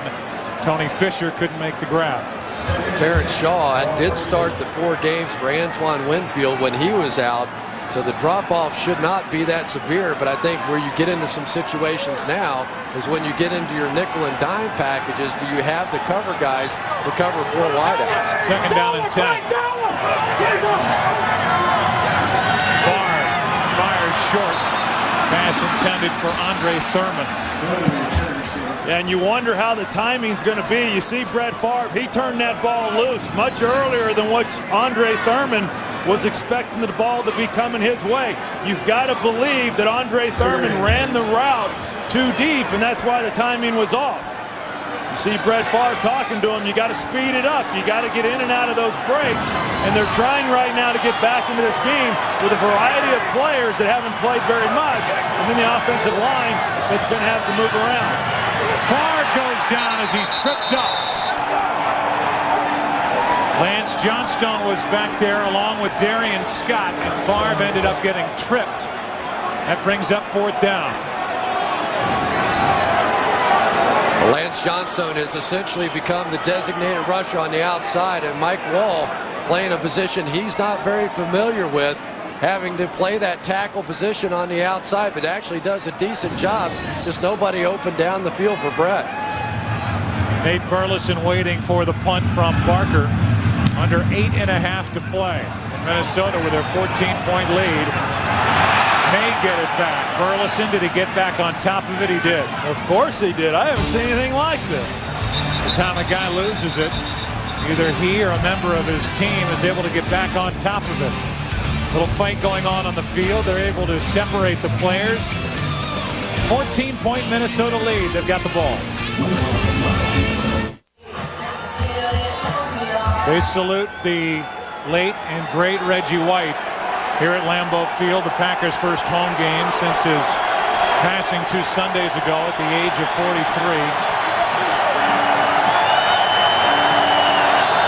And it's this Packer defense now that's trying to rewrite the ending to this one. Nick Barnett, Kenny Peterson out there to make the stop on that first play by the Vikings. No gain. You compare the 2 quarterbacks, 4 touchdowns, no interceptions for Culpepper, 1 touchdown, 4 interceptions for Favre, and the rest of the numbers, those are the biggest ones, even with that great quarterback rating for Dante Culpepper, who was over 110 for the whole year. 11 touchdowns and no interceptions against this Packers defense now for Dante Culpepper in 3 games. 2nd down and 10. Culpepper fires to Kelly Campbell. That's his first catch of the day. And Campbell has a Vikings first down just shy of the 30. You know, you talk about Dante Culpepper and what he's been able to do. There's been a lot of pressure on this football team really for about the last 6 games of the season to win in order to get into the playoffs. And yet the last 4 games of the season, he probably had his best 4 games that he had had at any other point during the regular season. 9 touchdowns, 1 interception. You add 4 touchdowns to that. He's had a heck of a run. You certainly can't place blame with him as to why this team did not come into the playoffs playing better. How about those numbers for Culpepper against Green Bay in his last 5 games? 16 interceptions, or rather 16 touchdowns, no interceptions, as Mike Tice came flying down the sideline and called timeout. So with Moss on the sideline, Minnesota spends their first timeout of this second half.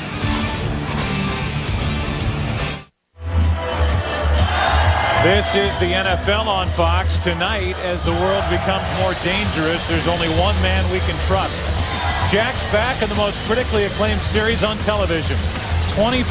The 2-night premiere event begins right after this game in its entirety right here on Fox. Critics love the premiere episode. We know you will as well. Starting from their 30 now with a first down after getting that initial first down and the completion to Campbell. They hand it to Bennett. Michael Bennett has nowhere to go. He picks up 1. Kyle Diggs was the first to get there for the Packers. You know, we talked a little bit about Dante Culpepper before we went to commercial there, and you know, here's a guy as great a season as he has had, and he has had one of the greatest years in the history of the game at that position. Not a lot of people, when you ask them who the best quarterbacks in the league are, mention Dante Culpepper right off the tip of their tongue. And the reason is he's not been able to separate himself in the big games on the big stage. Well, he gets that opportunity today, and he really has made the most of it here this afternoon. 2nd down and 9 for Dante Culpepper. Handoff is to Ontario Smith. And Smith will take it out to the 33. Let's go to Chris Myers. On the Vikings sideline, Joe, you mentioned earlier the retro hairstyle reminiscent of the former Major League player Oscar Gamble. Randy Moss wearing it. About 8 or 9 other Viking players doing it. And it's a show of unity. It's that us against the world kind of thing. They did it last year for the first time in a game against the Chiefs and scored 45 points. I'm told it was Randy's idea. Right now, he is continuing to rest that sore ankle. I think Mike Tice's week would have been a lot better last week if they'd have shown some unity in that last week's game. 3rd down and 7. Moss just came back in the game. He's at the top of your screen across from Al Harris. Out of the shotgun on 3rd down, setting up a screen. Ontario Smith is knocked down at midfield, and from the 50-yard line, the Vikings will set up with a 1st down, 16 yards on the screen pass to Smith with Dave Dixon out in front of him. David Dixon, all 360 pounds of him, leading the way, and he is playing on a very bad knee. He's struggled throughout the course of the season.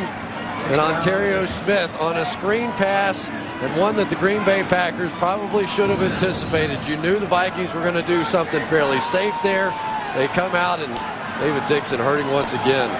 But Dave Dixon wants to come back and play next year. Hand off to Ontario Smith, running left.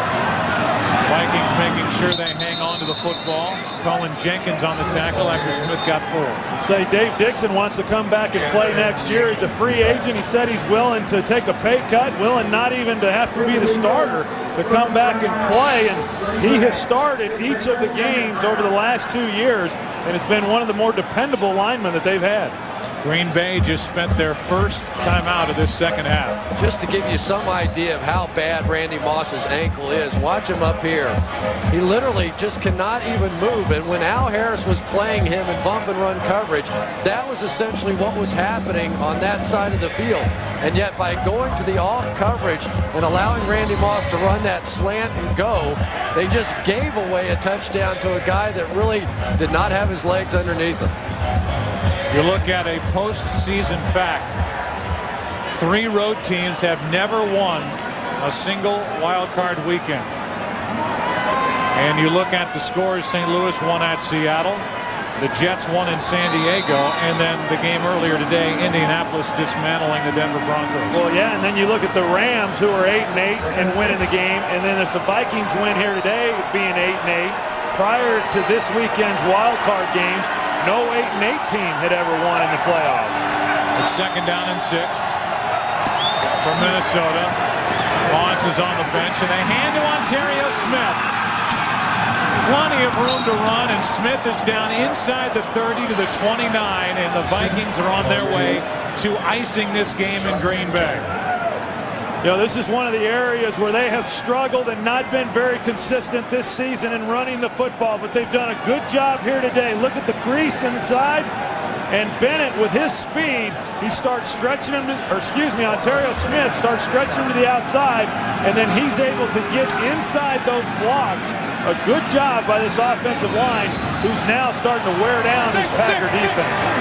17-yard run by Ontario Smith, 1st down for the Vikings.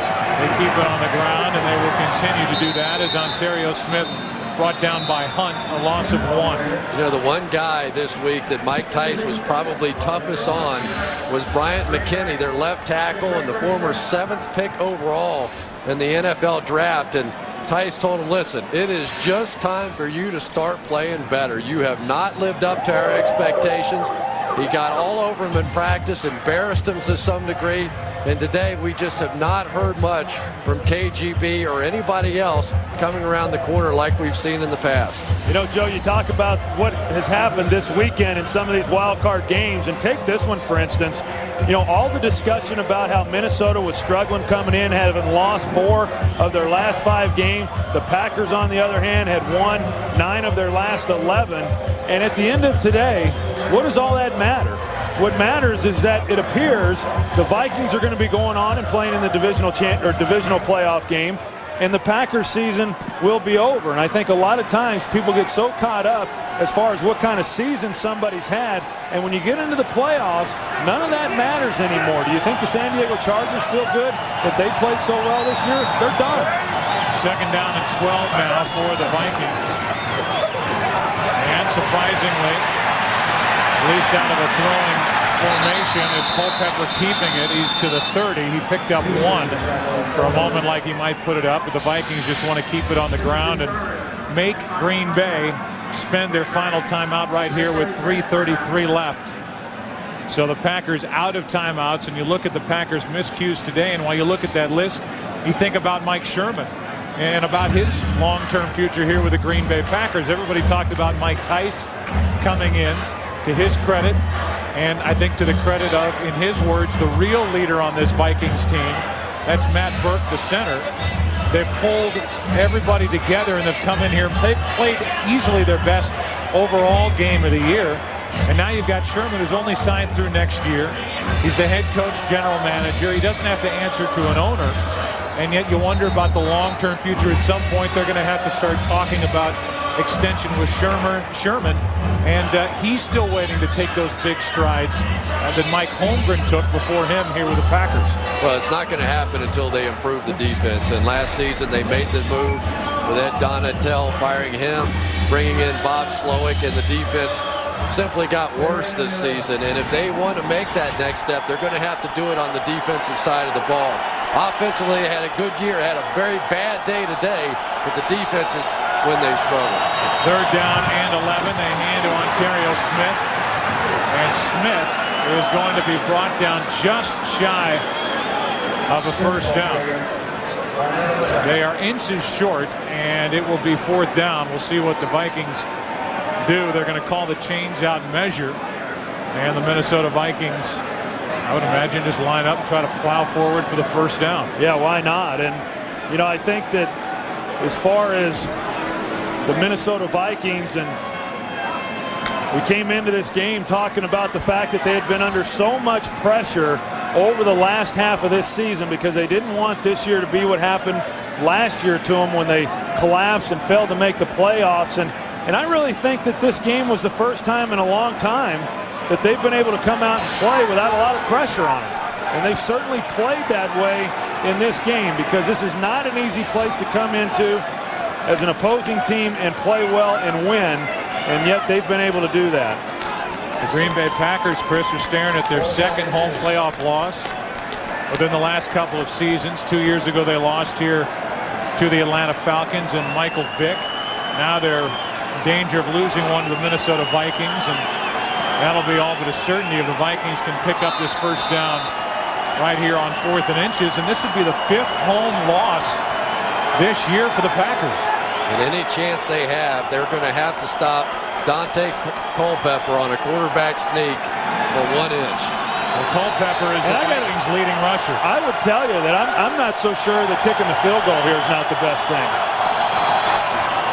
Culpepper goes forward and appears to have enough for a first down, and he does. I mean, if they kick the field goal there, they make it a 17-point game, which is then a 3-possession game with under 3 minutes to play. I think the issue, though, is the footing and is an aging Morton Anderson that doesn't have the drive he once had. And if you're going to trust the footing with the kind of field conditions we have, I just don't think they're willing to roll the dice. And what I would say to you then is that they better go out and look for another kicker for next week, because if you can't trust that your kicker is going to be able to put it through the uprights and keep his footing in a playoff game, you got the wrong guy kicking. Well, it's already happened once today with Morton Anderson. Well, that, and you have a pulling guard playing quarterback at about 260 pounds. Give him a chance to make an inch. So the clock will wind down to the 2-minute warning. The Vikings are on their way to a date with the Philadelphia Eagles. 2 minutes left in this game. 14-point Viking lead. Could this be the final piece of the wild card weekend puzzle? You've got Mike Martz and the Rams moving on. You've got the Jets in overtime winning at San Diego. The Indianapolis Colts rolling earlier today. And the Minnesota Vikings, it appears, will move on and play at Philadelphia next weekend on Sunday afternoon. Handoff is to Ontario Smith. It'll bring up third down. And just to put one last word on the situation with Randy Moss, a lot will be said with what he did after the touchdown on the catch in this end zone down to our right. He just can't seem to get out of his own way. And along what you guys talked about earlier, despite him and despite the act that happened last week with him leaving with 2 seconds left on the clock, the rest of this group got together and put together a tremendous effort here at Green Bay and Lambeau Field today. So hats off to Mike Tice for what he did guiding this team to what appears to be a 14-point win at Green Bay. And really, Mike Sherman, in his comments to us yesterday, really had his hands on it when he said that I am most concerned with the fact that this Minnesota Vikings team has had so much turmoil this week. They had the embarrassing loss. They talked about the collapse. They had the Randy Moss incident. Sometimes that does something to a football team. They sort of close the doors and it turns into an us against the world type of mentality. And for whatever reason, agree with it, disagree with it, Randy Moss, bad ankle and all, this Minnesota Vikings team came out here and got it done and jumped on Green Bay from the start. That first 10 minutes or so of the game was simply the difference here today. Well, I think there's criticism. There has been criticism, I should say, with this Vikings team in the fact that they have not had leaders that step up and have been able to help this team close out games. And I think when you look at what transpired this past week, if nothing else, we learned that the Vikings do have leaders, and at least those guys are Dante Culpepper and Matt Burke and the job that they've done. And couldn't be prouder for the job that these Vikings have done here today. You go back to week 2, the Eagles and the Vikings. McNabb runs for a touchdown. Culpepper passed for 343 yards, but had a key fumble at the Eagles' 2-yard line. And in the end, the Eagles beat the Minnesota Vikings 27-16, and they're in line for a rematch. And we're having the pouring of the Gatorade on top of Ted Cottrell, the defensive coordinator of the Minnesota Vikings, with 29 seconds left. On 4th down, the Vikings are going to hand it to Ontario Smith. The Packers will take over at their own 15 with 23 seconds remaining. And Ted Cottrell ought to be awfully proud with the way his defense played today. I think the last time a defensive coordinator got dunked with Gatorade was Buddy Ryan in 1985 with the Chicago Bears. That carried off, but there's no question that the return of Antoine Winfield today has made this defense a different football team.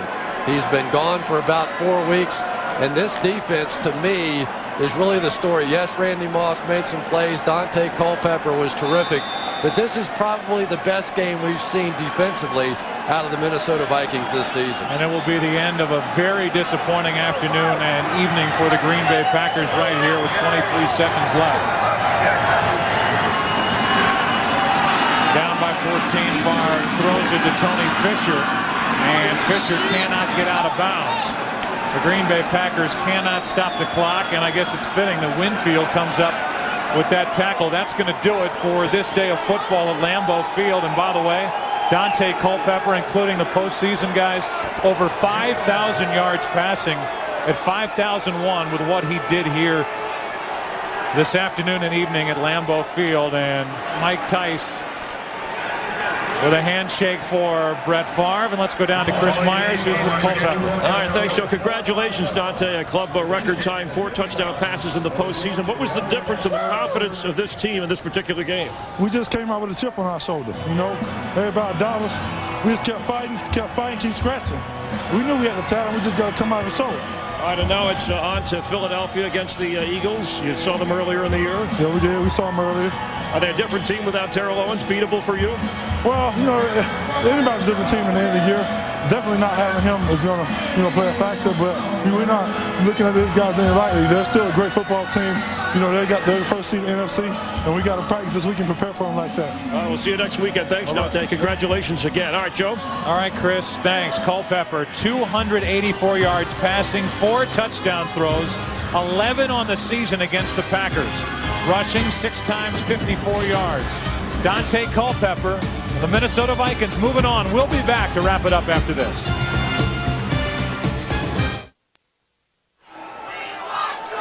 There is the final score, 31-17, a 14-point win for the Minnesota Vikings and a dunking of Ted Cottrell. What a job today by the Minnesota Vikings defense. UPS delivers a chance to win the ultimate home football experience.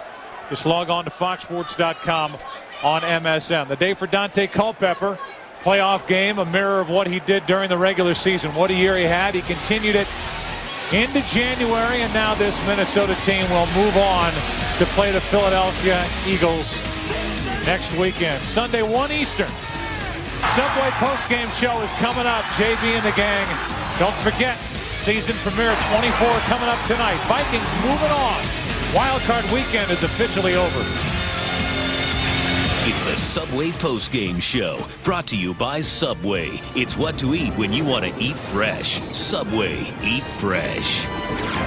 Tonight on Fox, it's the season premiere everyone's been waiting for, 24. Now, if you haven't seen 24, now's your chance to get on board television's greatest thrill ride. The nonstop season of 24 begins with the 2-hour premiere next, except on the West Coast. All right, folks, and we welcome you back here to Studio A here in Los Angeles, California for the Subway postgame show.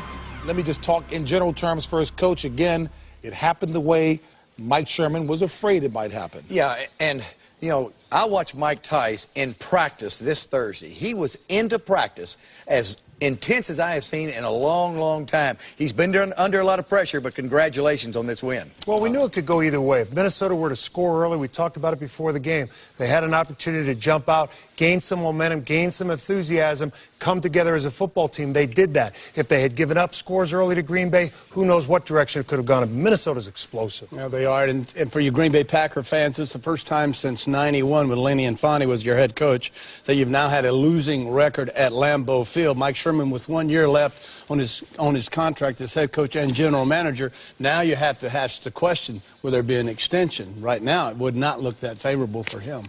All right, visual embellishments as the Blonde Bomber packs in a little education with the highlights. Let's get started right now with the Blonde Bomber. It's my Harvard training. Yes, all right, indeed. let's have some fun here. Green Bay, Lambeau Field. What a great place to play a football game. Dante Culpepper, Randy Moss coming into this game having lost 4 or 5. Strike early, 20-yard touchdown pass, the old fly pattern to Randy Moss, 14-0, Vikings on top. But Brett Favre answers, as you would expect that he would, driving the pack down, 4-yard hook route turnaround, that is. Bubba Franks catches it 4-yard version, 17-10, Vikings. And then, quick post, or the slant, whatever you want to call it. Nate Burleson is there, 19-yard strike, 24-10. Second half now, Dontarius Thomas hits Brett Favre right as he releases the football. Ball is deflected by Brian Russell and picked off by Ralph Brown, third pick on the day. Favre would end up with 4 interceptions. Culpepper stands in the pocket, rolls right, spots Moss. Moss, 2 touchdown receptions on the day, 70-yard. Culpepper, 4 touchdown passes, and your final is Vikings on the road, 31-17.